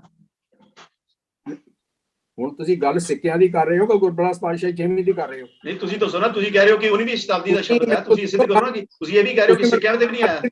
ਹਰਦੇਵ ਸਿੰਘ ਜੀ, ਮੈਨੂੰ ਦੱਸੋ ਗੱਲ ਕਿਹਦੀ ਕਰ ਰਹੇ ਹੋ? ਮੈਂ ਦੋਹਾਂ ਦੀ ਗੱਲ ਕੀਤੀ ਹੈ, ਗੁਰੂ ਬਿਲਾਸ ਪਾਤਸ਼ਾਹੀ 6ਵੀਂ ਦੀ ਵੀ ਤੇ ਸਿੱਕਿਆਂ ਦੀ ਵੀ। ਭਾਈ 6ਵੀਂ ਦੀ ਗੱਲ ਕੀਤੀ ਸੀ, ਉਹ ਤੁਸੀਂ ਕਹਿਤਾ ਨਾ ਕਿ ਉੱਥੇ ਨਹੀਂ ਆਇਆ, ਤੁਸੀਂ ਕਹਿਤਾ ਨਾ ਉੱਥੇ ਤੁਹਾਡਾ ਜਵਾਬ ਮਿਲ ਗਿਆ। ਮੈਂ ਤਾਂ ਕਿਹਾ ਹੀ ਨਹੀਂ ਸਿੱਕਿਆਂ ਤੇ ਨਹੀਂ ਆਇਆ। ਨਹੀਂ ਮੈਂ ਪੁੱਛ ਰਿਹਾ ਤੁਹਾਨੂੰ ਕਿ ਤੁਸੀਂ ਕਿਹਾ ਨਾ 19ਵੀਂ ਸ਼ਤਾਬਦੀ ਦੀ ਕਾਰਡ ਹੈ, ਇੱਕ ਗੁਰੂ ਬਿਲਾਸ ਪਾਤਸ਼ਾਹੀ ਤੇ ਤੁਸੀਂ ਤੇ ਆਪਣੀ ਜਾਣਕਾਰੀ ਕਲੀਅਰ ਕਰਤੀ। Okay, I will check it, ਮੈਂ ਵੀ ਇਹਨੂੰ ਚੈੱਕ ਕਰ ਲਾਂਗਾ। ਤੁਸੀਂ ਦੱਸੋ ਹੁਣ ਕਿ ਸੈਕੰਡ ਹੈ ਕਿ ਤੁਸੀਂ ਇਹ ਕਿਹਾ ਕਿ 19ਵੀਂ ਸ਼ਤਾਬਦੀ ਚ, ਲੇਕਿਨ ਮੈਂ ਤੁਹਾਨੂੰ ਪਿਛਲੇ ਸਿੱਕੇ ਦੱਸ ਰਿਹਾ 19ਵੀਂ ਸ਼ਤਾਬਦੀ ਤੋਂ ਪਹਿਲੇ ਉਹਨਾਂ ਤੇ ਅਕਾਲ ਤਖਤ ਸ਼ਬਦ ਆਇਆ, ਬੜੇ ਸਾਲਾਂ ਦੇ ਉੱਪਰ ਸਿੱਕਿਆਂ ਦੇ ਉੱਪਰ ਆਇਆ, ਜਿਹੜੇ ਅੰਮ੍ਰਿਤਸਰ ਦੀ ਟਕਸਾਲ ਤੋਂ, ਕਿਆ ਉਹ ਵੀ ਨਹੀਂ ਆਇਆ? ਮੈਨੂੰ ਉਹਦੇ ਬਾਰੇ ਨਹੀਂ ਪਤਾ, ਜਿਹਦਾ ਮੈਨੂੰ ਪਤਾ ਨਹੀਂ, ਮੈਂ ਉਹਦੇ ਦਾਅਵੇ ਨਹੀਂ ਕਰਦਾ, ਮੈਂ ਉਹਦੇ ਬਾਰੇ ਬਹਿਸਿਆ ਨਹੀਂ ਕਰਦਾ। ਤੁਹਾਡੇ ਕੋਲ ਹੈਗਾ ਕੋਈ ਇਹੋ ਜਿਹਾ ਤੇ ਉਹਦੀ ਫੋਟੋ ਇੱਕ ਵਿਖਾ ਛੱਡਣਾ, ਮੈਨੂੰ ਵੀ ਭੇਜ ਦੇਣਾ। ਮੈਂ ਤੁਹਾਨੂੰ ਸਿੱਕਾ ਦਿਖਾ ਸਕਣਾ। ਹਾਂ ਦਿਖਾ ਦਿਓ, ਠੀਕ ਉਹਦਾ ਰਿਕਾਰਡ ਦਿਖਾ ਸਕਣਾ। ਠੀਕ ਹੈ, ਆਇਆ ਹੋਏਗਾ, ਜੇ ਹੋਏਗਾ ਮੈਂ ਆਪਣੇ ਆਪ ਨੂੰ ਕਰੈਕਟ ਕਰ ਲਾਂਗਾ ਕਿਹੜੇ ਸਨ ਦਾ ਸਿੱਕਾ। ਠੀਕ ਹੈ, ਠੀਕ ਹੈ ਸਰ 1786 ਦਾ। ਭਾਈ ਰਜਿੰਦਰ ਸਿੰਘ ਜੀ, ਇੱਕ ਤੁਹਾਡੇ ਉੱਪਰ ਕੁਐਸਚਨ ਆਇਆ ਸੀ ਕਿ ਜਿਹੜੀਆਂ ਐਗਜ਼ਾਮਪਲ ਤੁਸੀਂ ਲੈ ਲਈ ਸੀ ਵੀ 5 ਤਖਤ ਹੋ ਸਕਦੇ ਸਿੱਖਾਂ ਦੇ, ਨਹੀਂ ਹੋ ਸਕਦੇ, ਜਿਵੇਂ ਤੁਸੀਂ ਕਿਹਾ ਸੀ ਕਿ 5 ਰਾਸ਼ਟਰਪਤੀ ਜਾਂ ਪ੍ਰੈਜ਼ੀਡੈਂਟ, ਤਾਂ ਇੱਕ ਐਗਜ਼ਾਮਪਲ ਦੀ ਗੱਲ ਉੱਥੇ ਕੁਐਸਚਨ ਰੇਜ਼ ਹੋ ਗਿਆ ਸੀ, ਉਹਦੇ ਬਾਰੇ ਤੁਹਾਡਾ ਕੀ ਕਹਿਣਾ ਹੁਣ? ਇਹ ਨਹੀਂ ਕਿਹਾ ਕਿ ਨਹੀਂ ਹੋ ਸਕਦੇ, ਮੈਂ ਕਿਹਾ ਅਸੀਂ ਬਣਾ ਲਏ ਨੇ, ਮੈਂ ਕਿਹਾ ਸੀ ਅਸੀਂ ਬਣਾ ਲਏ ਨੇ ਜੀ। 5 ਸੈਂਟਰ ਆਫ ਪਾਵਰ ਅਗਰ ਬਣ ਜਾਣਗੇ ਤੇ ਆਪਸ ਦੇ ਵਿੱਚ ਖਿੱਚੋਤਾਣ ਹੋਏਗੀ ਜੀ। ਤੁਸੀਂ ਹੁਣ ਇਹਨੂੰ ਗੱਲ ਨੂੰ ਡਿਟੇਲ ਚ ਸਮਝੋ ਜੀ। ਇਹ 1980 ਤੋਂ ਪਹਿਲੇ, ਮੈਨੂੰ ਐਗਜ਼ੈਕਟ ਸਾਲ ਨਹੀਂ ਯਾਦ ਆ ਰਿਹਾ, ਲੇਕਿਨ ਸਮ ਟਾਈਮ 70-80 ਦੇ ਵਿੱਚ, ਉਸ ਤੋਂ ਪਹਿਲਾਂ ਤਖਤ ਦਮਦਮਾ ਸਾਹਿਬ ਦਾ ਹੋਂਦ ਆਈ ਹੈ 1960 ਦੇ ਕਰੀਬ। ਤਖਤ ਦਮਦਮਾ ਸਾਹਿਬ ਪਹਿਲਾਂ ਹੋਂਦ ਨਹੀਂ ਸੀ, ਪਹਿਲਾਂ 4 ਤਖਤ ਸਨ ਜੀ। ਉਸ ਤੋਂ ਜਿਹੜਾ ਮੈਂ ਪੀਰੀਅਡ ਦੱਸ ਰਿਹਾ ਤੁਹਾਨੂੰ, ਆਫਟਰ 1980 ਦੇ ਲਾਗੇ ਚਾਗੇ, ਉਸ ਵੇਲੇ ਜਿੰਨੇ ਅਕਾਲ ਤਖਤ ਆਪਣਾ ਜਥੇਦਾਰਾਂ ਦੀ ਮੀਟਿੰਗ ਹੁੰਦੀ ਸੀ, ਉਹਦੇ ਵਿੱਚ ਪਟਨਾ ਸਾਹਿਬ ਦਾ ਤੇ ਹਜ਼ੂਰ ਸਾਹਿਬ ਦਾ ਜਥੇਦਾਰ ਨਹੀਂ ਸੀ ਸੱਦੇ ਜਾਂਦੇ। ਦਾਅਵੇ ਨਾਲ ਕਹਿ ਰਿਹਾ, ਦਾਅਵੇ ਨਾਲ ਸਮਝਦੇ ਹੋ, ਦਾਅਵੇ ਨਾਲ ਕਹਿ ਰਿਹਾ ਕਿ ਨਹੀਂ ਸੀ ਸੱਦੇ। ਇਹ ਲੇਟੈਸਟ ਹੈ ਜਿਹੜਾ ਉਹਨਾਂ ਨੂੰ ਸੱਦਿਆ ਜਾਣਾ ਸ਼ੁਰੂ ਹੋਇਆ, ਪਿਛਲੇ 50 ਸਾਲਾਂ ਦੇ ਵਿੱਚ ਸ਼ੁਰੂ ਹੋਇਆ। ਉਸ ਤੋਂ ਪਹਿਲਾਂ ਉਹਨਾਂ ਨੂੰ ਸੱਦਿਆ ਨਹੀਂ ਸੀ ਜਾਂਦਾ। ਕਿਉਂ ਨਹੀਂ ਸੀ ਸੱਦਿਆ ਜਾਂਦਾ? ਅੱਜ ਜੇ ਅਸੀਂ ਕਹਿੰਦੇ ਆ ਕਿ 5 ਜਥੇਦਾਰ ਜਿਹੜੇ ਨੇ ਤਾਂ ਜੀ ਸਰਵਸ਼੍ਰੇਸ਼ਟ ਨੇ, ਤੇ ਫਿਰ ਉਦੋਂ ਕਿੱਥੇ ਗਏ ਸੀ ਸਰਵਸ਼੍ਰੇਸ਼ਟ? ਕਿਉਂ ਨਹੀਂ ਸੀ ਸੱਦਿਆ ਜਾਂਦਾ? ਇਹ ਜਿਹੜੀ ਮੈਂ ਗੱਲ ਕਹਿ ਰਿਹਾ, ਰਿਕਾਰਡ ਤੇ ਪ੍ਰੂਵ ਕਰਾ ਸਕਣਾ ਸ਼੍ਰੋਮਣੀ ਕਮੇਟੀ ਦੇ ਰਿਕਾਰਡ ਤੋਂ। ਇੱਕ ਸਰ ਇੱਕ ਕੁਐਸਚਨ ਮੈਂ ਨਾਲ ਦੀ ਨਾਲ ਇੱਕ ਕੁਐਸਚਨ ਮੈਂ ਹੋਰ ਕਰਦਾ ਕਿ ਜਿਵੇਂ ਚਲੋ ਪਿਛਲੇ ਸਮੇਂ ਵਿੱਚ ਦਰਬਾਰ ਸਾਹਿਬ ਦਾ ਜਿਹੜਾ ਗਲਿਆਰਾ ਸੀ ਉਹਦੇ ਵਿੱਚ ਮੂਰਤੀਆਂ ਵੀ ਲੱਗੀਆਂ ਸੀ, ਤਾਂ ਹੁਣ ਉਹ ਮੂਰਤੀਆਂ ਜਦੋਂ ਸਮੇਂ ਦੀ ਲੋੜ ਹੋਈ, ਸਿੱਖਾਂ ਨੂੰ ਸਮਝ ਲੱਗੀ, ਤਾਂ ਉਹਨਾਂ ਨੇ ਹਟਾ ਦਿੱਤੀਆਂ। ਹੁਣ ਉਸ ਚੀਜ਼ ਨੂੰ ਸਿੱਖੀ ਦਾ ਪਾਰਟ ਨਹੀਂ ਮੰਨਿਆ ਜਾ ਸਕਦਾ। ਜੇ ਕੁਝ ਤਖਤਾਂ ਦੇ ਨਾਂ ਦੇ ਉੱਪਰ ਗਲਤੀਆਂ ਹੋਈਆਂ ਨੇ ਪੁਰਾਣੇ ਸਮੇਂ ਦੇ ਵਿੱਚ, ਤਾਂ ਉਸ ਚੀਜ਼ ਨੂੰ ਲੈ ਕੇ ਸਾਡੇ ਹਿਸਟੋਰੀਕਲ ਮੂਵਮੈਂਟ ਜਿਹੜੇ ਨੇ, ਜੋ ਵੀ ਸਾਡੀਆਂ ਚੀਜ਼ਾਂ ਨੇ, ਉਹਦੇ ਨਾਲ ਨਹੀਂ ਆਪਾਂ ਰਲਗੱਡ ਕਰ ਸਕਦੇ। ਨਹੀਂ, ਮੈਂ ਤੇ ਉਹਦੇ ਨਾਲ ਰਲਗੱਡ ਕਰ ਹੀ ਨਹੀਂ ਰਿਹਾ ਜੀ। ਮੈਨੂੰ ਤਾਂ ਸਮਝ ਨਹੀਂ ਲੱਗੀ। ਗੱਲ ਤਾਂ ਅਕਾਲ ਤਖਤ ਸਾਹਿਬ ਦੇ ਬਿਲਡਿੰਗ ਦੀ ਹੋ ਰਹੀ ਸੀ, ਉਹਦਾ ਮੈਂ ਹਿਸਟੋਰੀਕਲ ਪਰਸਪੈਕਟਿਵ ਦੱਸਿਆ ਜੀ। ਜੇ ਗੁਰੂ ਬਿਲਾਸ ਪਾਤਸ਼ਾਹੀ 6ਵੀਂ ਤੋਂ ਇਲਾਵਾ ਕਿਸੇ ਹੋਰ ਪੁਰਾਤਨ ਕਿਤਾਬ ਦੇ ਵਿੱਚ ਆਉਂਦਾ ਹੈ, ਕਿਸੇ ਗ੍ਰੰਥ ਵਿੱਚ ਆਉਂਦਾ ਹੈ, ਤੇ ਮੈਨੂੰ ਕੋਈ ਰੈਫਰੈਂਸ ਦੱਸ ਦਿਓ ਜੀ। ਠੀਕ ਹੈ ਨਾ ਜੀ। ਜਿਵੇਂ ਡਿਵੈਲਪ ਹੋਇਆ, ਮੈਂ ਤਾਂ ਇੱਥੋਂ ਤੱਕ ਗੱਲ ਕਹੀ ਕਿ ਪੰਥ ਨੂੰ ਹੱਕ ਹੈ, ਪੰਥ ਨੇ ਉਹਨੂੰ ਤਖਤ ਦੇ ਤੌਰ ਤੇ ਮਾਨਤਾ ਦੇ ਦਿੱਤੀ ਜੀ। ਹੁਣ ਇਹਨਾਂ ਨੇ ਗੱਲ ਸ਼ੁਰੂ ਕੀਤੀ ਹੈ ਕਿ ਉੱਥੇ ਗਲਤ ਫੈਸਲੇ ਹੋ ਸਕਦੇ ਨੇ। ਮੈਂ ਤਾਂ ਗੱਲ ਕਹੀ ਨਹੀਂ ਗਲਤ ਫੈਸਲਿਆਂ ਦੀ, ਮੈਂ ਤਾਂ ਕਿਸੇ ਦੀ ਗੱਲ ਨਹੀਂ ਕਹੀ, ਮੈਂ ਤਾਂ ਸਿਸਟਮ ਦੀ ਗੱਲ ਕਹੀ ਹੈ। ਮੈਂ ਤੁਹਾਡੇ ਵਾਸਤੇ ਨਹੀਂ ਕਹੀ। ਉਹ ਕਹਿ ਰਹੇ ਨੇ ਮੈਂ ਤੁਹਾਡੇ ਵਾਸਤੇ ਗੱਲ ਨਹੀਂ ਕੀਤੀ। ਲੇਕਿਨ ਭਾਈ ਰਜਿੰਦਰ ਸਿੰਘ ਜੀ, ਮੈਂ ਇੱਕ ਸਵਾਲ ਹੋਰ ਨਾਲ ਦੀ ਨਾਲ ਲੈਣਾ ਕਿ ਜਦੋਂ ਪੰਥ ਨੇ ਪ੍ਰਵਾਨ ਕਰ ਹੀ ਲਿਆ ਇਸ ਚੀਜ਼ ਨੂੰ ਵੀ ਅਸੀਂ ਇਹ ਅਕਾਲ ਤਖਤ ਸਾਹਿਬ ਨੂੰ ਮਾਨਤਾ ਦੇ ਰਹੇ ਹਾਂ, ਠੀਕ ਹੈ ਜੀ, ਤੁਹਾਡੇ ਮੁਤਾਬਕ ਇਤਿਹਾਸਕ ਰੈਫਰੈਂਸ ਬਹੁਤੇ ਨਹੀਂ ਮਿਲਦੇ, ਹੈ ਨਾ। ਹਰਦੇਵ ਜੀ ਕਹਿ ਰਹੇ ਨੇ ਵੀ ਸਿੱਕਿਆਂ ਦੇ ਵੀ ਨੇ, ਹੋਰ ਹਰ ਇੱਕ ਦੀ ਆਪੋ ਆਪਣੀ ਦਲੀਲ ਹੈ ਇੱਥੇ। ਲੇਕਿਨ ਜਦੋਂ ਪੰਥ ਨੇ ਪ੍ਰਵਾਨ ਕਰ ਹੀ ਲਿਆ, ਤਾਂ ਉਸ ਤੋਂ ਬਾਅਦ ਫਿਰ ਉਸ ਚੀਜ਼ ਦੇ ਬਾਰੇ ਗੱਲ ਕਰਨ ਦਾ ਕੀ ਫਾਇਦਾ? ਵੀ ਹੁਣ ਜੇ ਆਪਣੇ ਜਿਵੇਂ ਦੂਸਰੇ ਪਾਤਸ਼ਾਹ ਸੀ ਜਾਂ ਤੀਸਰੇ ਜਿਹੜੇ ਵੀ ਗੁਰੂ ਸਾਹਿਬ ਹੋਏ ਨੇ ਗੁਰੂ ਨਾਨਕ ਸਾਹਿਬ ਤੋਂ ਬਿਨਾਂ, ਉਹਨਾਂ ਦੀ ਬੈਕਗਰਾਉਂਡ ਦੇ ਵਿੱਚ ਅਸੀਂ ਜਾ ਕੇ ਕੀ ਕਰਨਾ? ਸਾਡਾ ਸੰਬੰਧ ਤਾਂ ਉਦੋਂ ਹੋ ਗਿਆ ਨਾ ਉਹਨਾਂ ਦੇ ਨਾਲ ਜਦੋਂ ਸਾਡੇ ਗੁਰੂ ਬਣ ਗਏ। ਤੋ ਜਦੋਂ ਅਕਾਲ ਤਖਤ ਸਾਹਿਬ ਨੂੰ ਸਿੱਖਾਂ ਨੇ ਗੁਰੂ ਆਪਣਾ, ਸੌਰੀ ਮਾਫ ਕਰਨਾ, ਇੱਕ ਤਖਤ ਬਣਾ ਲਿਆ, ਕੌਮੀ ਤਖਤ ਬਣਾ ਲਿਆ, ਇੰਸਟੀਟਿਊਸ਼ਨ ਬਣਾ ਲਿਆ, ਤਾਂ ਅਸੀਂ ਉਹਦੇ ਪਿੱਛੇ ਜਾ ਕੇ ਵੀ ਕਿਵੇਂ ਬਣਿਆ ਕੀ ਨਹੀਂ ਬਣਿਆ, ਉਹਦੀ ਇਹਦਾ ਤਖਤ ਖੜਾ ਹੁੰਦਾ ਸੀ, ਏਦਾਂ ਸੀ ਓਦਾਂ ਸੀ, ਹੈ ਨਾ। ਇਹ ਇੱਕ ਕੌਮ ਦੇ ਵਿੱਚ ਨਿਰਾਸ਼ਾ ਪੈਦਾ ਕਰਨ ਵਾਲੀ ਗੱਲ ਨਹੀਂ ਲੱਗਦੀ ਤੁਹਾਨੂੰ ਕਿਤੇ ਨਾ ਕਿਤੇ? ਕੋਈ ਨਿਰਾਸ਼ਾ ਕਰਨ ਵਾਲੀ ਗੱਲ ਨਹੀਂ। ਹਰ ਚੀਜ਼ ਦੀ ਇੱਕ ਬੈਕਗਰਾਉਂਡ ਹੁੰਦੀ ਹੈ ਜਿੱਥੋਂ ਡਿਵੈਲਪ ਹੁੰਦੀ ਹੈ। ਜੀ ਬੜਾ ਕੁਝ ਡਿਵੈਲਪ ਹੁੰਦਾ ਸਿਸਟਮ ਦੇ ਨਾਲ, ਹੌਲੀ ਹੌਲੀ ਵਕਤ ਦੇ ਨਾਲ, ਲੋੜ ਦੇ ਨਾਲ ਚੀਜ਼ਾਂ ਡਿਵੈਲਪ ਹੁੰਦੀਆਂ ਨੇ। ਉਹਦੇ ਬਾਰੇ ਪਿੱਛੋਂ ਪਤਾ ਹੋਣਾ ਕਿੱਥੋਂ ਆਇਆ, ਕਿਵੇਂ ਡਿਵੈਲਪ ਹੋਇਆ, ਉਹਦੇ ਵਿੱਚ ਕੁਝ ਗਲਤ ਨਹੀਂ। ਜੀ ਉਹਦੇ ਵਿੱਚ ਕੁਝ ਡਿਵੈਲਪਮੈਂਟ ਵੀ ਹੁੰਦੀ ਹੈ ਤੇ ਕੁਝ ਨਿਗਾਰ ਵੀ ਆਉਂਦਾ ਹੈ। ਜੀ ਡਿਵੈਲਪਮੈਂਟ ਦੇ ਨਾਂ ਤੇ ਨਿਗਾਰ ਤੇ ਨਹੀਂ ਆ ਰਿਹਾ, ਜੀ ਉਹ ਦੇਖਣਾ ਜ਼ਰੂਰੀ ਹੁੰਦਾ ਹੈ। ਜਿਵੇਂ ਹੁਣੇ ਹਰਦੇਵ ਸਿੰਘ ਜੀ ਨੇ ਗੱਲ ਕੀਤੀ ਸੀ, ਉਹ ਮੇਰੇ ਨਾਲ ਹੋਈ ਵਿਚਾਰ ਦੀ, ਪਾਹੁਲ ਤੋਂ ਅੰਮ੍ਰਿਤ ਬਣ ਗਿਆ, ਇਹ ਨਿਗਾਰ ਵੱਲ ਆਇਆ। ਕਿਉਂਕਿ ਬਾਣੀ ਅੰਮ੍ਰਿਤ ਜਿਹੜੀ ਹੈ ਸਿਰਫ ਨਾਮ ਨੂੰ ਅੰਮ੍ਰਿਤ ਕਹਿੰਦੀ ਹੈ, ਗੁਰਬਾਣੀ ਨੂੰ ਅੰਮ੍ਰਿਤ ਕਹਿੰਦੀ ਹੈ, ਹੋਰ ਕੋਈ ਦੂਜਾ ਅੰਮ੍ਰਿਤ ਨਹੀਂ। ਸਤਿਗੁਰੂ ਨੇ ਫੈਸਲਾ ਕਰਤਾ, ਨਾਨਕ ਅੰਮ੍ਰਿਤ ਏਕ ਹੈ, ਦੂਜਾ ਅੰਮ੍ਰਿਤ ਨਾ ਹੈ। ਨਾਨਕ ਅੰਮ੍ਰਿਤ ਮਨੇ ਮਾਹੇ, ਗੁਰਬਾਣੀ ਦੇ ਕੀਤੇ ਹੋਏ ਫੈਸਲੇ ਨੇ। ਉਹਦੇ ਬਾਅਦ ਜਿਹੜਾ ਉਹਨੂੰ ਅਸੀਂ ਜਸਟੀਫਾਈ ਕਰਨ ਲਈ ਤੇ ਵਿਦਵਾਨਾਂ ਕੋਲ ਬੜਾ ਕੁਝ ਹੁੰਦਾ ਹੈ ਜੀ। ਉਹ ਕੋਈ ਗਲਤ ਗੱਲ ਉਹਨਾਂ ਕੇ ਰੱਖ ਦਿਓ, ਉਹਦੀ ਹੱਕ ਦੇ ਵਿੱਚ ਕਈ ਦਲੀਲਾਂ ਦੇ ਦੇਣਗੇ। ਜਿਹੜੇ ਫੈਕਚੁਅਲ ਗੱਲ ਹੈ ਉਹਦੀ ਗੱਲ ਕਰ ਰਹੇ ਆ। ਹੁਣ ਜਿਹੜੀ ਗੱਲ ਹੋ ਰਹੀ ਉੱਥੇ ਫੈਸਲੇ ਗਲਤ ਹੋਏ, ਮੈਂ ਤਾਂ ਕੋਈ ਕਿਹਾ ਨਹੀਂ ਵੀ ਗਲਤ ਹੋਏ ਜਾਂ ਠੀਕ ਹੋਏ, ਜਾਂ ਦੱਸੋ ਮੈਂ ਕਿਹਾ ਹੋਵੇ ਵੀ ਗਲਤ ਹੋਏ ਨੇ ਜਾਂ ਠੀਕ ਹੋਏ ਨੇ। ਉਹਦੀ ਗੱਲ ਕਰੋ, ਉਸ ਟੌਪਿਕ ਨੂੰ ਛੇੜੋ, ਮੈਂ ਉਹਦੀ ਗੱਲ ਕਰਾਂਗਾ। ਠੀਕ ਹੈ ਨਾ ਜੀ। ਹਰਦੇਵ ਜੀ, ਤੁਸੀਂ ਭਾਈ ਰਜਿੰਦਰ ਸਿੰਘ ਹੁਣਾਂ ਦੀ ਗੱਲ ਸੁਣ ਲਈ ਤੇ ਤੁਹਾਡਾ ਇਸ ਬਾਰੇ ਕੀ ਕਹਿਣਾ ਹੁਣ? ਦੇਖੋ ਸਰ, ਮੇਰਾ ਕਹਿਣਾ ਇਹ ਹੈ ਕਿ ਜਿਸਲੇ ਸਿਰਫ ਇੰਨਾ, ਮੈਂ ਕੋਈ ਉਸ ਟੌਪਿਕ ਨੂੰ ਛੇੜ ਨਹੀਂ ਰਿਹਾ, ਮੇਰਾ ਸਿਰਫ ਕਹਿਣਾ ਇੰਨਾ ਹੈ ਕਿ ਇੱਕ ਪੁਸਤਕ ਨੂੰ ਆਧਾਰ ਬਣਾ ਕੇ ਆਪਣੀ ਅਸੀਂ ਗੱਲ ਕਹਿੰਦੇ ਆ ਕਿ ਬਈ ਇਹ ਦੇਖੋ ਇੱਥੇ ਪਾਹੁਲ ਇਸ ਵਾਸਤੇ ਕਰਕੇ ਕਹਿਣਾ ਕਿਉਂਕਿ ਰਹਿਤਨਾਮੇ 'ਚ ਪਾਹੁਲ ਸ਼ਬਦ ਹੈ, ਹੋਰ ਸ਼ਬਦ ਨਹੀਂ ਆਇਆ। ਮੈਂ ਸਟੇਟਮੈਂਟ ਦਿੱਤੀ ਹੈ। ਤੇ ਨਾਲ ਦੇ ਨਾਲ ਅਗਰ ਮੈਂ ਸਵਾਲ ਪੁੱਛ ਲਾਂ, ਮੈਂ ਨਾਲ ਦੇ ਨਾਲ ਸਵਾਲ ਪੁੱਛ ਲਵਾਂ ਕਿ ਨਹੀਂ ਪਾਹੁਲ ਸ਼ਬਦ ਨਹੀਂ, ਅੰਮ੍ਰਿਤ ਸ਼ਬਦ ਵੀ ਆਇਆ, ਤੇ ਬੰਦਾ ਕਹੇ ਨਹੀਂ ਮੈਂ ਪਾਹੁਲ ਸ਼ਬਦ ਨੂੰ ਮੰਨਣਾ ਹੈ ਤੇ ਮੈਂ ਅੰਮ੍ਰਿਤ ਸ਼ਬਦ ਨੂੰ ਨਹੀਂ ਮੰਨਣਾ, ਇਹ ਫਿਰ ਉਹਨਾਂ ਦੀ ਆਪਣੀ ਮਰਜ਼ੀ ਹੈ। ਲੇਕਿਨ ਮੇਰਾ ਇੱਕ ਫੈਕਟ ਦੱਸਣਾ ਸੀ ਕਿ ਦੋਵੇਂ ਚੀਜ਼ਾਂ ਇੱਕ ਪੁਸਤਕ ਦੇ ਵਿੱਚ ਆਈਆਂ ਕਿ ਜਿਹੜਾ ਅਸੀਂ ਸਾਰੇ ਬੈਠ ਕੇ ਵਿਚਾਰ ਕਰਨੇ ਆ ਕਿ ਜਿਸ ਤਰ੍ਹਾਂ ਅਸੀਂ ਸਿੰਪਲ ਜੀ ਗੱਲ ਕਰਨੇ ਆ ਕਿ ਇਹਦੇ ਵਿੱਚ ਕੋਈ ਸ਼ੱਕ ਨਹੀਂ ਕਿ ਪੋਥੀ ਸਾਹਿਬ ਕਿਹਾ ਜਾਂਦਾ ਸੀ ਗੁਰੂ ਗ੍ਰੰਥ ਸਾਹਿਬ ਨੂੰ, ਕੋਈ ਕਿਸੇ ਨੂੰ ਕੋਈ ਬਿਲਕੁਲ ਸ਼ੱਕ ਦੀ ਕੋਈ ਗੁੰਜਾਇਸ਼ ਹੀ ਨਹੀਂ। ਗੁਰੂ ਗ੍ਰੰਥ ਸਾਹਿਬ ਦੇ ਵੀ ਪ੍ਰਮਾਣ ਹੈ ਇਸ ਚੀਜ਼ ਦਾ, ਪੋਥੀ ਪਰਮੇਸ਼ਰ ਦਾ ਥਾਨ। ਹੁਣ ਬਾਣੀ ਨੂੰ ਅੰਮ੍ਰਿਤ ਕਿਹਾ ਜਾਂਦਾ ਹੈ ਜਾਂ ਕਿਸੇ ਚੀਜ਼ ਨੂੰ ਤਖਤ ਕਿਹਾ ਜਾਂਦਾ, ਇਹਦਾ ਮਤਲਬ ਇਹ ਤੇ ਨਹੀਂ ਨਾ ਉਹ ਸ਼ਬਦ ਜਿਹੜਾ ਹੈ ਅੰਮ੍ਰਿਤ ਸ਼ਬਦ ਜਿਹੜਾ ਜਾਂ ਬਾਣੀ ਦਾ ਸ਼ਬਦ ਜਿਹੜਾ ਉਹ ਮਖਸੂਸ ਹੋ ਗਿਆ ਕਿਸੇ ਇੱਕੋ ਗੱਲ ਵਾਸਤੇ। ਕਈ ਪ੍ਰਕਾਰ ਦੀਆਂ ਬਾਣੀਆਂ।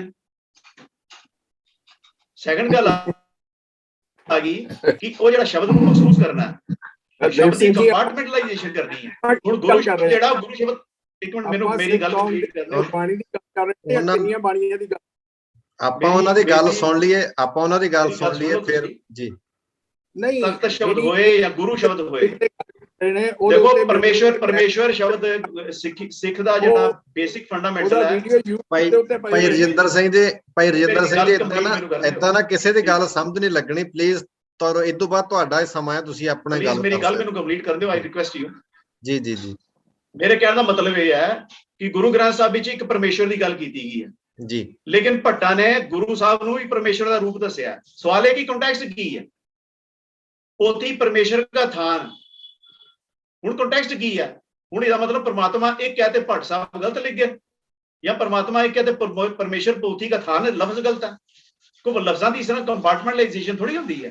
फिर तो गुरु शब्द जिहड़ा है वो तो कई सदियां पुराना है गुरु नानक देव जी की आमद तो पहला। ते हुण क्या गुरु नानक देव जी ने गुरु ना कही है क्योंकि गुरु शब्द होर चीज़ां से वरतिया गया। तो शब्द की कंपार्टमेंटलाइजेशन कर देनी, हुण बन लेना किसी चीज़ नाल नथी करके भैया शब्द हुण वरते नहीं जा सकते जी। अमर शब्द असीं वरत नहीं सकते किसी होर से। गुरु साहब जद गल ही क्लीयर सी कि एक गुर प्रसाद है, एक गुरबाणी का अमृत है, एक खंडे का अमृत है, एक गुरु का प्रसाद है, एक कड़ा प्रसाद होता है। कड़ा प्रसाद असीं समझ लेने बाटे च तैयार किया गया। गल शब्द गल क्लीयर है कि कड़ा का प्रसाद, कड़ा तैयार की गई देग, बाटे भी तैयार किया गया अमृत। उन्होंने गुरबाणी टाकरा करवाई जाना है तो गल बनती नहीं ना जी भाई। टॉपिक नहीं है, मैं जनरल गल कर रहा कि शब्द तख्त हो जाए या शब्द गुरु हो जाए या शब्द परमेश्वर हो जाए या शब्द बाणी हो जाए, ये शब्द जिहड़े ना वक्खो वक्ख संदर्भां दे विच इस्तेमाल कीते जांदे ने जी। गुरु साहबान नूं कहता सी भट्टा ने कि परमेश्वर दे गुरु साहबान च कोई फर्क नहीं है। ते हुण असीं की करांगे इहदे पर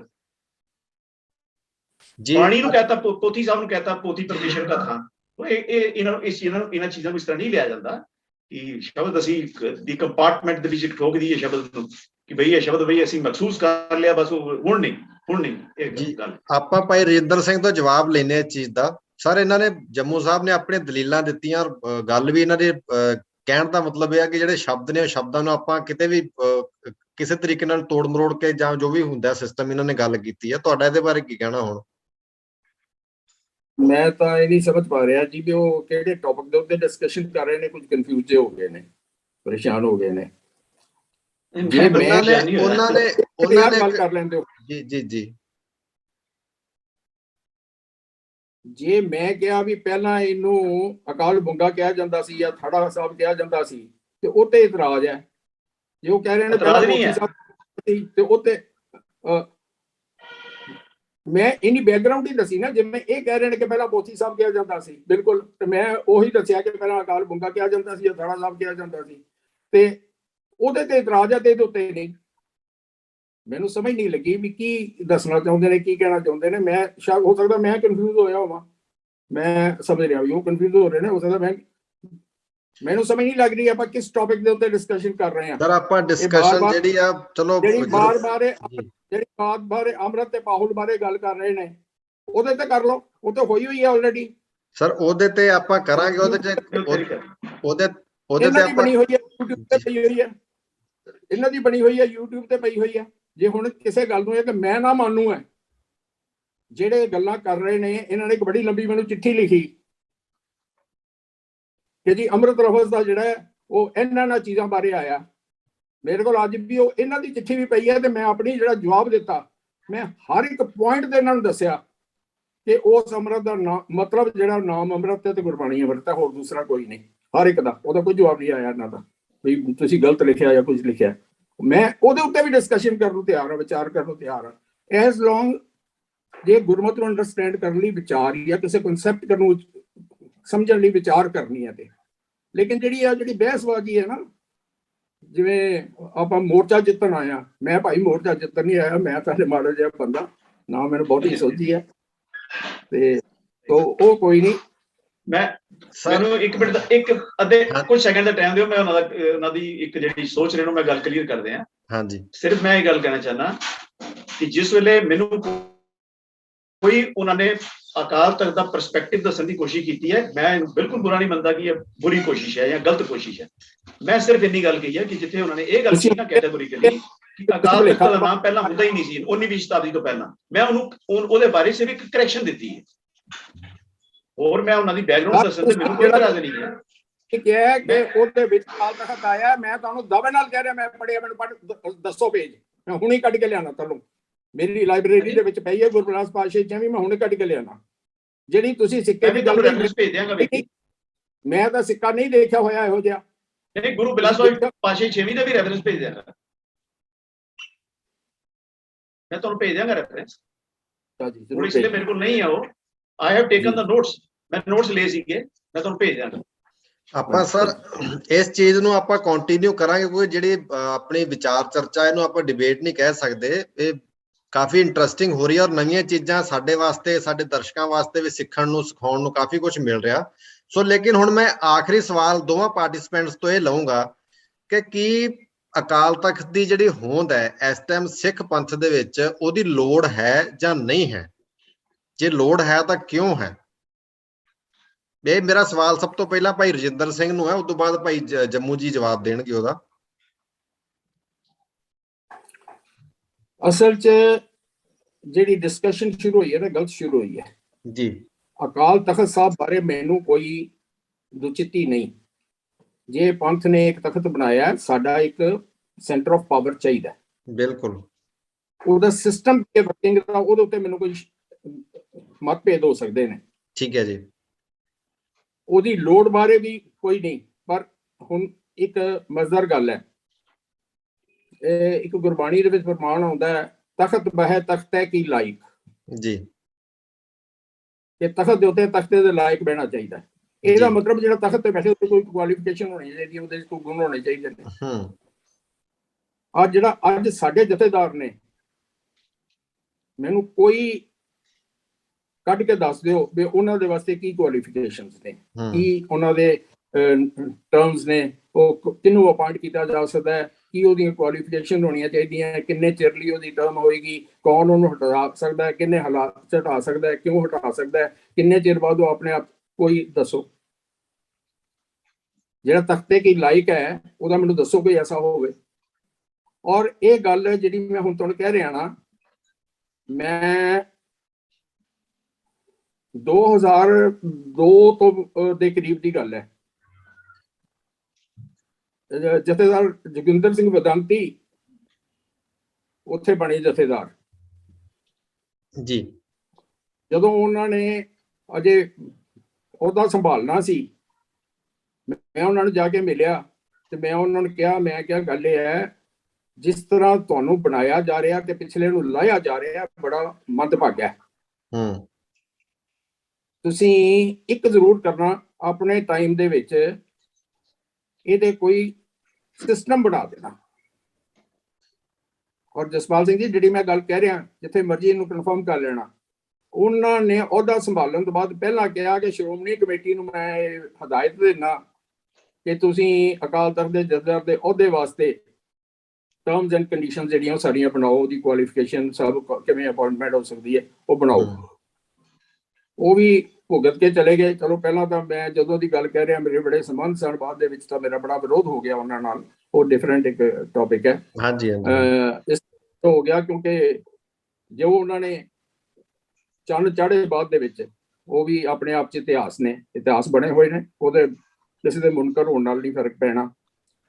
ਉਹ ਅੱਜ ਤੱਕ ਨਹੀਂ ਬਣੇ ਜਿਹੜੇ ਉਦੋਂ ਆਲ ਪਾਵਰਫੁਲ ਜਥੇਦਾਰ ਨੇ ਜਿਹੜੀ ਹਦਾਇਤ ਦਿੱਤੀ ਸ਼੍ਰੋਮਣੀ ਕਮੇਟੀ ਨੂੰ, ਉਹ ਚਲਾ ਗਿਆ।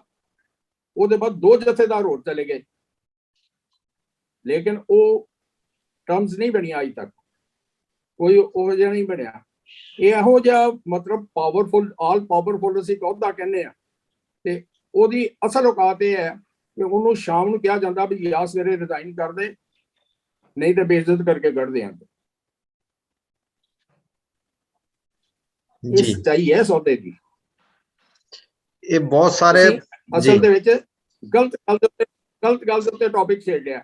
ਇੱਕ ਇਹ ਗੱਲਾਂ ਜਿਹੜੀਆਂ ਬੜੀਆਂ ਸਮਝਣ ਵਾਲੀਆਂ ਨੇ, ਇੱਕ ਤੇ ਗਲਤ ਟੌਪਿਕ ਛੇੜ ਲਿਆ, ਅਕਾਲ ਤਖਤ ਬਾਰੇ ਨਹੀਂ, ਜਥੇਦਾਰ ਬਾਰੇ ਗੱਲ ਹੋਣੀ ਚਾਹੀਦੀ ਹੈ, ਉਸ ਉਹਦੇ ਬਾਰੇ ਹੋਣੀ ਚਾਹੀਦੀ ਹੈ। ਦੂਸਰਾ, ਉਹਨੂੰ ਸਮਝਣ ਦੀ ਹੋਣੀ ਚਾਹੀਦੀ ਹੈ, ਨਾ ਕਿ ਇੱਕ ਦੂਜੇ ਨੂੰ ਨੀਵਾਂ ਦਿਖਾਉਣ ਲਈ ਵੀ ਮੈਂ ਕਹਿ ਕੇ ਕਿਤੇ। ਇਹ ਤਾਂ ਬੜੀ ਮਤਲਬ ਮਾਨਸਿਕਤਾ ਹੋ ਰਹੀ ਹੈ, ਮੈਨੂੰ ਉਹਦੇ ਨਾਲ ਕੰਪਰੋਮਾਈਜ਼ ਨਹੀਂ ਹੁੰਦਾ ਜੀ। ਇੱਕ ਗੱਲ ਤਾਂ ਚਲੋ ਮੰਨਣਯੋਗ ਹੈ ਕਿ ਨਿਗਾਰਤਾ ਕਾਫੀ ਆਇਆ ਹੋਇਆ ਸਾਡੀਆਂ ਸੰਸਥਾਵਾਂ ਦੇ ਵਿੱਚ।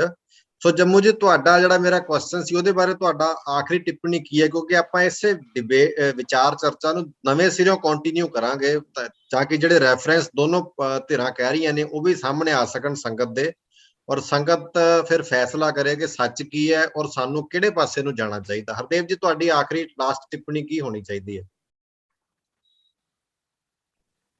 देखो, मेरी पहली टिप्पणी सर ये है फर्स्ट कि जिसले आदमी किसी चीज तो दुखी होता है, परेशान जी होता है, चलो ਅਸੀਂ परेशान होने हैं कि अकाल तख्त तो अगर कुछ गलत फैसले ले ਜਾਂਦੇ ਜਾਂ ਉਹਦੇ ਵਿੱਚ ਅਕਾਲ ਤਖਤ ਤੇ ਜਥੇਦਾਰੀ ਪ੍ਰਕਿਰਿਆ ਠੀਕ ਨਹੀਂ ਹੈ, ਸਾਡੇ ਮਨ ਵਿੱਚ ਤਾਂ ਹੀ ਦੁੱਖ ਆਉਂਦਾ ਹੈ ਇਸ ਚੀਜ਼ ਦਾ ਕਿਉਂਕਿ ਅਕਾਲ ਤਖਤ ਦੇ ਨਾਲ ਸਾਡੇ ਇਮੋਸ਼ਨਸ ਜੁੜੇ।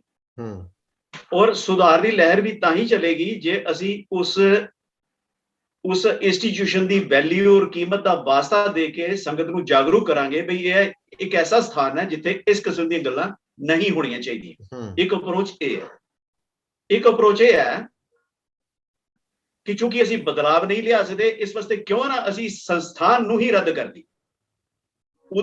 ਉਹਦਾ ਮਾਣ ਸਤਿਕਾਰ ਜਿਹੜੀ ਸੰਗਤ ਦੀ ਨਜ਼ਰ ਵਿੱਚ ਹੈ ਉਹਨੂੰ ਇਹ ਕਹਿ ਕੇ ਬਾਰ-ਬਾਰ ਡਾਇਰੈਕਟਲੀ ਔਰ ਇਨਡਾਇਰੈਕਟਲੀ ਇਹ ਇੱਕ ਐਟਮੋਸਫੇਅਰ ਕ੍ਰੀਏਟ ਕਰ ਦਈਏ ਕਿ ਬਈ ਇਹ ਦਿਸ ਇਜ਼ ਆਲ ਨੌਨਸੈਂਸ, ਇਹ ਹੁੰਦਾ ਹੀ ਨਹੀਂ ਸੀ। ਉਹਨੂੰ ਸ਼ੱਕ ਔਰ ਸ਼ੁਬਾਹਤ ਚ ਪਾ ਦਈਏ। ਇਸ ਕੋਸ਼ਿਸ਼ ਵਾਸਤੇ ਕਈ ਬੰਦਿਆਂ ਨੇ ਕੋਸ਼ਿਸ਼ ਕੀਤੀ, ਮੈਂ ਵੀਰ ਜੀ ਦੀ ਗੱਲ ਨਹੀਂ ਕਰ ਰਿਹਾ, ਕੁਝ ਬੰਦਿਆਂ ਨੇ, ਔਰ ਇਹ ਮੇਰੇ ਹੱਥ ਵਿੱਚ ਸਿੱਕਾ 1786 ਦਾ ਜਿਹੜਾ ਅੰਮ੍ਰਿਤਸਰ ਦੀ ਟਕਸਾਲ ਤੋਂ ਨਿਕਲਿਆ। ਔਰ ਇਹਨਾਂ ਸਿੱਕਿਆਂ ਬਾਰੇ ਮੈਂ ਮਿਊਜ਼ੀਅਮ, ਬ੍ਰਿਟਿਸ਼ ਨੈਸ਼ਨਲ ਮਿਊਜ਼ੀਅਮ ਨੂੰ ਕੰਸਲਟ ਕੀਤਾ ਔਰ ਉਹਨਾਂ ਦਾ ਲਿਖਤੀ ਮੇਰੇ ਕੋਲੋਂ ਲੈਟਰ ਪਏ, ਕਾਰਸਪੋਂਡੈਂਸ ਪਈ ਹੈ ਜਿਹਦੇ ਵਿੱਚ ਉਹਨਾਂ ਨੇ ਇਹ ਸਿੱਕੇ ਅਪਰੂਵ ਕੀਤੇ ਔਰ ਇਹ ਵੀ ਦੱਸਿਆ ਕਿ ਇਹਨਾਂ ਦੇ ਸਾਹਮਣੇ ਬੰਨੇ ਕੀ ਲਿਖਿਆ ਤੇ ਪਿਛਲੇ ਬੰਨੇ ਕੀ ਲਿਖਿਆ। ਔਰ ਇਹ ਮਿਸਲ ਕਾਲ ਦੇ ਸਿੱਕਿਆਂ ਦੇ ਪਿੱਛੇ ਜਿਹੜੇ ਅੰਮ੍ਰਿਤਸਰ ਦੀ ਟਕਸਾਲ ਤੋਂ ਘੜੇ ਗਏ ਉਹਨਾਂ ਦੇ ਉੱਪਰ ਸਪਸ਼ਟ ਰੂਪ ਵਿੱਚ ਅਕਾਲ ਤਖਤ ਸ਼ਬਦ ਆਇਆ ਹੈ। ਹੁਣ ਇਹ ਕੁਝ ਸਾਡੇ ਇਤਿਹਾਸਕਾਰ ਜਿਹੜੇ ਉਹਨਾਂ ਨੂੰ ਵੀ ਸੂਟ ਨਹੀਂ ਕਰਦਾ, ਇੱਕ ਚੰਡੀਗੜ੍ਹ ਦੇ ਹੋਰ ਸਾਡੇ ਡਾਕਟਰ ਸਾਹਿਬ ਉਹਨਾਂ ਨੂੰ ਸੂਟ ਨਹੀਂ ਕਰਦਾ, ਔਰ ਤੁਹਾਡੇ ਚੈਨਲ ਦੇ ਮਾਧਿਅਮ ਵਿੱਚ ਮੈਂ ਉਹਨਾਂ ਨੂੰ ਕਿੰਨੀ ਵਾਰੀ ਕਹਿ ਚੁੱਕਾ ਕਿ ਉਹ ਆਪਣੀ ਸਾਰੀ ਇਤਿਹਾਸਕਾਰੀ ਦੇ ਪੁਲੰਦੇ ਚੁੱਕ ਕੇ ਇਹਨਾਂ ਸਿੱਕਿਆਂ ਤੇ ਡਿਸਕਸ਼ਨ ਕਰਨ ਸਾਹਮਣੇ ਆ ਜਾਣ ਔਰ ਸਿੱਧ ਕਰਨ ਕਿ ਅਕਾਲ ਤਖਤ 19ਵੀਂ ਸ਼ਤਾਬਦੀ ਤੋਂ ਪਹਿਲਾ ਟਰਮ ਯੂਜ਼ ਨਹੀਂ ਸੀ ਹੁੰਦੀ। ਠੀਕ ਹੈ।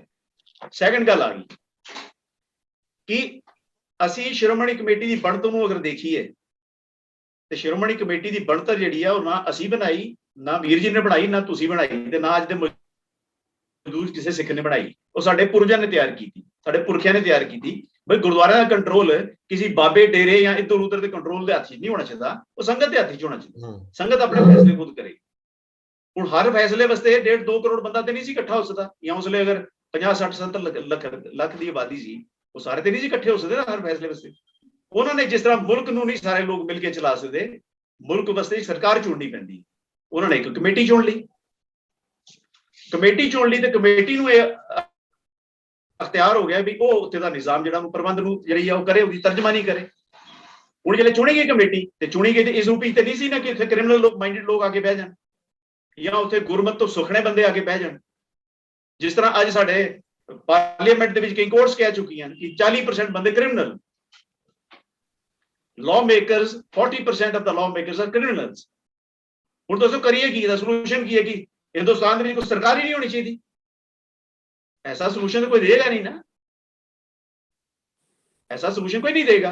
ਐਸਾ ਸੋਲੂਸ਼ਨ ਕੀ ਨਿਕਲੇਗਾ ਕਿ ਪਬਲਿਕ ਐਸੇ ਨੁਮਾਇੰਦਿਆਂ ਨੂੰ ਚੁਣੇ ਜਿਨ੍ਹਾਂ ਦੀ ਬੈਕਗ੍ਰਾਉਂਡ ਅੱਛੀ ਹੋਏ, ਜਿਨ੍ਹਾਂ ਦੀ ਬੈਕਗ੍ਰਾਉਂਡ ਦੇ ਵਿੱਚ ਜਿਹਨਾਂ ਦਾ ਮੈਨੀਫੈਸਟੋ ਠੀਕ ਹੋਏ, ਜਿਨ੍ਹਾਂ ਦਾ ਵਿਵਹਾਰ ਆਚਰਣ ਠੀਕ ਹੋਏ, ਪਬਲਿਕ ਉਹਨੂੰ ਚੁਣ ਕੇ ਸਰਕਾਰ ਪਾਰਲੀਮੈਂਟ ਵਿੱਚ ਭੇਜੇ। ਤਵੱਕੋ ਤੇ ਇਹ ਹੈ ਕਨਸਟੀਟਿਊਸ਼ਨ ਦੀ। ਲੇਕਿਨ ਪ੍ਰੈਕਟਿਸ ਵਿੱਚ ਕੀ ਹੁੰਦਾ, ਹਰ ਬੰਦਾ ਗਿਲੇ 'ਚ ਹੀ ਰਹਿੰਦਾ ਕਿ ਮੇਰੀ ਫਲਾਣੀ ਚੀਜ਼ ਮਹਿੰਗੀ ਹੋ ਗਈ, ਮੇਰਾ ਫਲਾਣੀ ਨਾਲੀ ਠੀਕ ਨਹੀਂ ਹੋਈ, ਸਾਡੀ ਪਾਲਿਸੀ ਠੀਕ ਨਹੀਂ ਰਹੀ, ਬੇਰੋਜ਼ਗਾਰੀ ਨਹੀਂ ਖਤਮ ਹੋਈ, ਮਹਿੰਗਾਈ ਖਤਮ ਨਹੀਂ ਹੋਈ, ਇਹ ਗਿਲੇ ਬਣੇ ਰਹਿੰਦੇ ਨੇ। ਲੇਕਿਨ ਸੋਲੂਸ਼ਨ ਕੀ ਹੈ ਇਹਦਾ?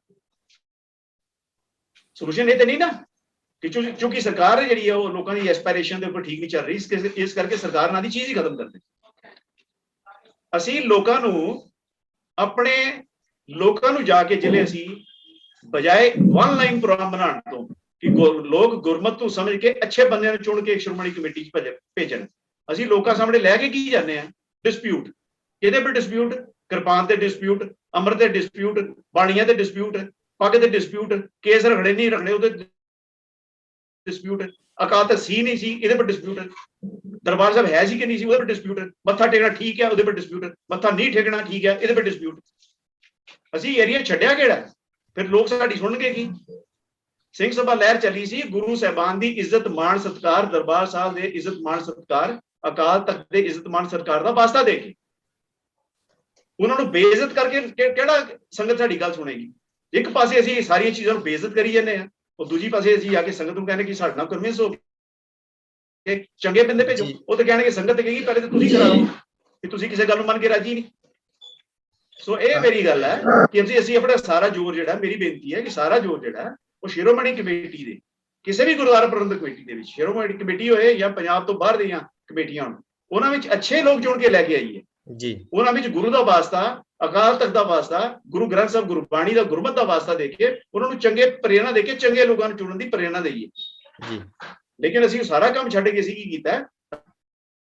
ਅਸੀਂ ਇੰਟਾਇਰ ਗਵਰਨਮੈਂਟ ਦਾ ਜਿਹੜਾ ਗੈਂਬਟ ਹੈ, ਅਸੀਂ ਉਹਦੇ ਹਰ ਇੱਕ ਚੀਜ਼ ਉੱਪਰ ਕਿੰਤੂ ਕਰਨੇ ਆ। ਔਰ ਮੈਂ ਤੇ ਰਜਿੰਦਰ ਸਿੰਘ ਜੀ ਪਿਛਲੀ ਵਾਰੀ ਇਹਦੇ ਉੱਪਰ ਹੀ ਇੱਕ ਵਿਚਾਰ ਚਰਚਾ 'ਚ ਭਾਗ ਲੈ ਰਹੇ ਸੀ ਕਿ ਕਿੱਥੋਂ ਤੱਕ ਅਸੀਂ ਗਿਰ ਗਏ।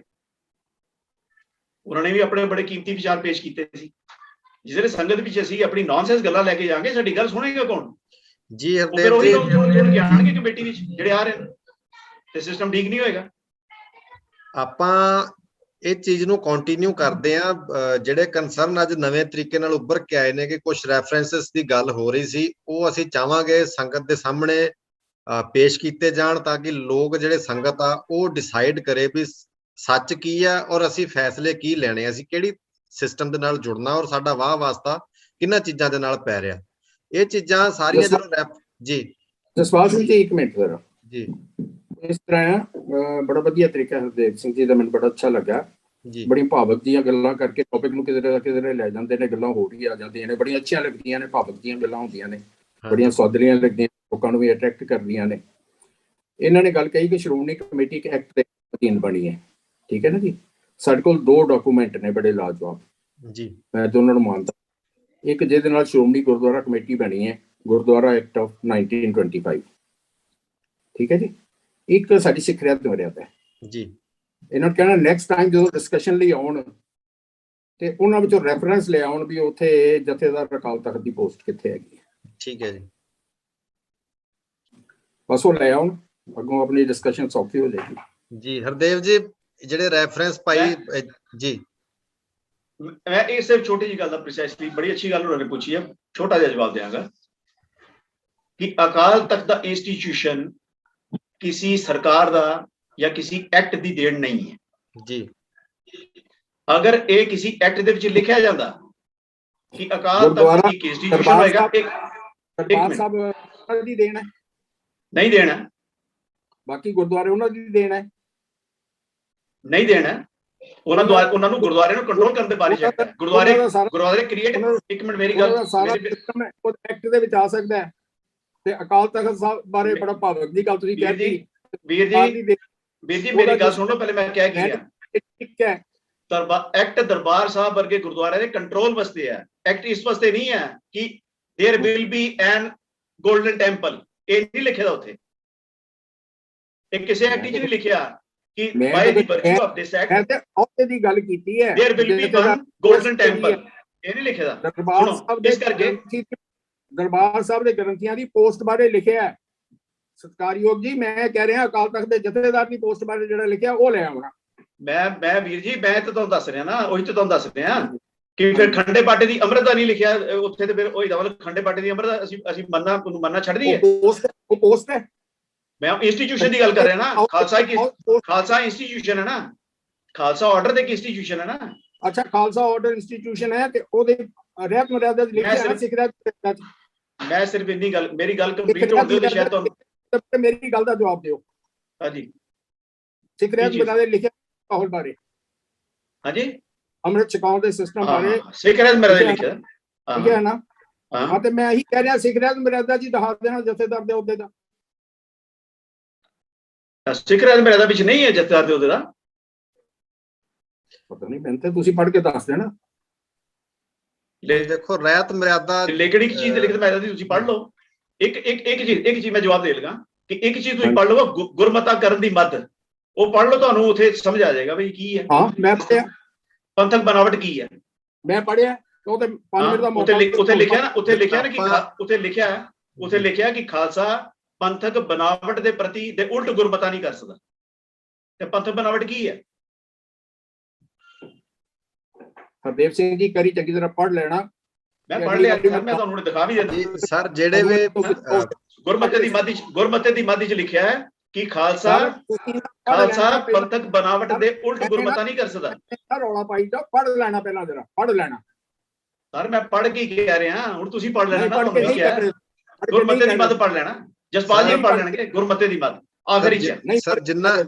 ਸਰ ਜਿੰਨਾ ਉਹਨਾਂ ਦੀ ਗੱਲ ਆਪਾਂ ਰੈਫਰੈਂਸ ਦੀ ਜਿਹੜੇ ਵੀ ਗੱਲ ਕਰ ਰਹੇ ਆ, ਉਹ ਆਪਾਂ ਚਾਹੁੰਦੇ ਆ ਵੀ ਅਗਲੀ ਜਿਹੜੀ ਡਿਬੇਟ ਆਪਾਂ ਜਦੋਂ ਵੀ ਤੁਸੀਂ ਦੋਨੋਂ ਪਾਰਟੀ ਸਮਾਂ ਦਓਗੇ ਆਪਾਂ ਉਦੋਂ ਰੱਖ ਲਾਂਗੇ।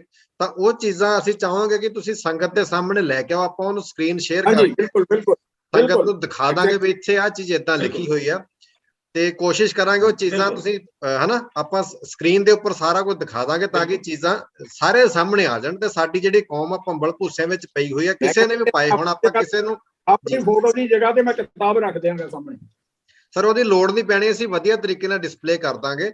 ਸੋ ਮੈਂ ਅਖੀਰ ਦੇ ਵਿੱਚ ਇਹੀ ਗੱਲ ਕਹੂੰਗਾ ਕਿ ਜਿਹੜੇ ਭੰਬਲ ਭੂਸੇ ਪਏ ਨੇ, ਕਿਸੇ ਨੇ ਵੀ ਪਾਏ ਹੋਏ ਨੇ, ਉਹ ਭੰਬਲ ਭੂਸਿਆਂ ਨੂੰ ਆਪਾਂ ਹਟਾ ਕੇ ਸਿੱਖ ਕੌਮ ਦੇ ਸਾਹਮਣੇ ਇੱਕ ਸੱਚਾਈ ਪੇਸ਼ ਕਰ ਸਕੀਏ, ਤਾਂ ਕਿ ਕੌਮ ਇੱਕ ਚੜ੍ਹਦੀ ਕਲਾ ਵਾਲੇ ਪਾਸੇ ਜਾਵੇ। ਜਿਹੜਾ ਨਿਰਾਸ਼ਾ ਦਾ ਦੌਰ ਆ ਇਸੇ ਤਰੀਕੇ ਨਾਲ ਦੂਰ ਹੋਏਗਾ ਜੇ ਅਸੀਂ ਚੰਗੀਆਂ ਗੱਲਾਂ, ਚੜ੍ਹਦੀ ਕਲਾ ਦੀਆਂ ਗੱਲਾਂ ਔਰ ਪੂਰੇ ਠੋਸ ਸਬੂਤਾਂ ਦੇ ਨਾਲ ਕੌਮ ਦੇ ਸਾਹਮਣੇ ਰੱਖਾਂਗੇ। ਉਹਦੇ ਨਾਲ ਇੱਕ ਆਸ ਬਣ ਜਾਂਦੀ ਲੋਕਾਂ ਨੂੰ ਕਿ ਹਾਂ ਇਹ ਚੀਜ਼ ਸੱਚ ਹੈ ਔਰ ਇਹਦੇ ਉੱਪਰ ਭਰੋਸਾ ਕੀਤਾ ਜਾ ਸਕਦਾ। ਸੋ ਸੰਗਤ ਤੋਂ ਅਸੀਂ ਮਾਫੀ ਚਾਹੁੰਦੇ ਹਾਂ ਜੇ ਸਾਡੇ ਵੱਲੋਂ ਕੋਈ ਵੀ ਸ਼ਬਦ ਜਾਂ ਕਿਸੇ ਕਿਸਮ ਦੀ ਕੋਈ ਗੱਲ ਕਿਸੇ ਨੂੰ ਬੁਰੀ ਲੱਗੀ ਹੋਵੇ, ਕਿਸੇ ਨੂੰ ਠੇਸ ਪਹੁੰਚੀ ਹੋਵੇ ਜਾਂ ਕਿਸੇ ਵੇਲੇ ਬੋਲਦਿਆਂ ਕੋਈ ਸ਼ਬਦ ਮੂੰਹ ਚੋਂ ਨਿਕਲ ਜਾਂਦਾ, ਬੰਦੇ ਦੀ ਉਹੋ ਜਿਹੀ ਭਾਵਨਾ ਨਹੀਂ ਹੁੰਦੀ ਕਿ ਇਸ ਚੀਜ਼ ਬੋਲਣੀ ਸੀ, ਤਾਂ ਉਹ ਚੀਜ਼ ਲਈ ਮੈਂ ਆਪਣੇ ਵੱਲੋਂ ਮਾਫੀ ਮੰਗਦਾ ਹਾਂ। ਸੋ ਇਹ ਜਿਹੜੀ ਡਿਬੇਟ ਆ, ਵਿਚਾਰ ਚਰਚਾ ਕੰਟੀਨਿਊ ਰਹੇਗੀ। ਆਪਾਂ ਜਲਦੀ ਹੀ ਸਾਰੇ ਜਿਹੜੇ ਤੱਥ ਨੇ ਲੈ ਕੇ ਸੰਗਤ ਦੇ ਸਾਹਮਣੇ ਹਾਜ਼ਰ ਹੁੰਨੇ ਆ। ਸਾਨੂੰ ਦਿਓ ਇਜਾਜ਼ਤ। ਧੰਨਵਾਦ ਜੀ।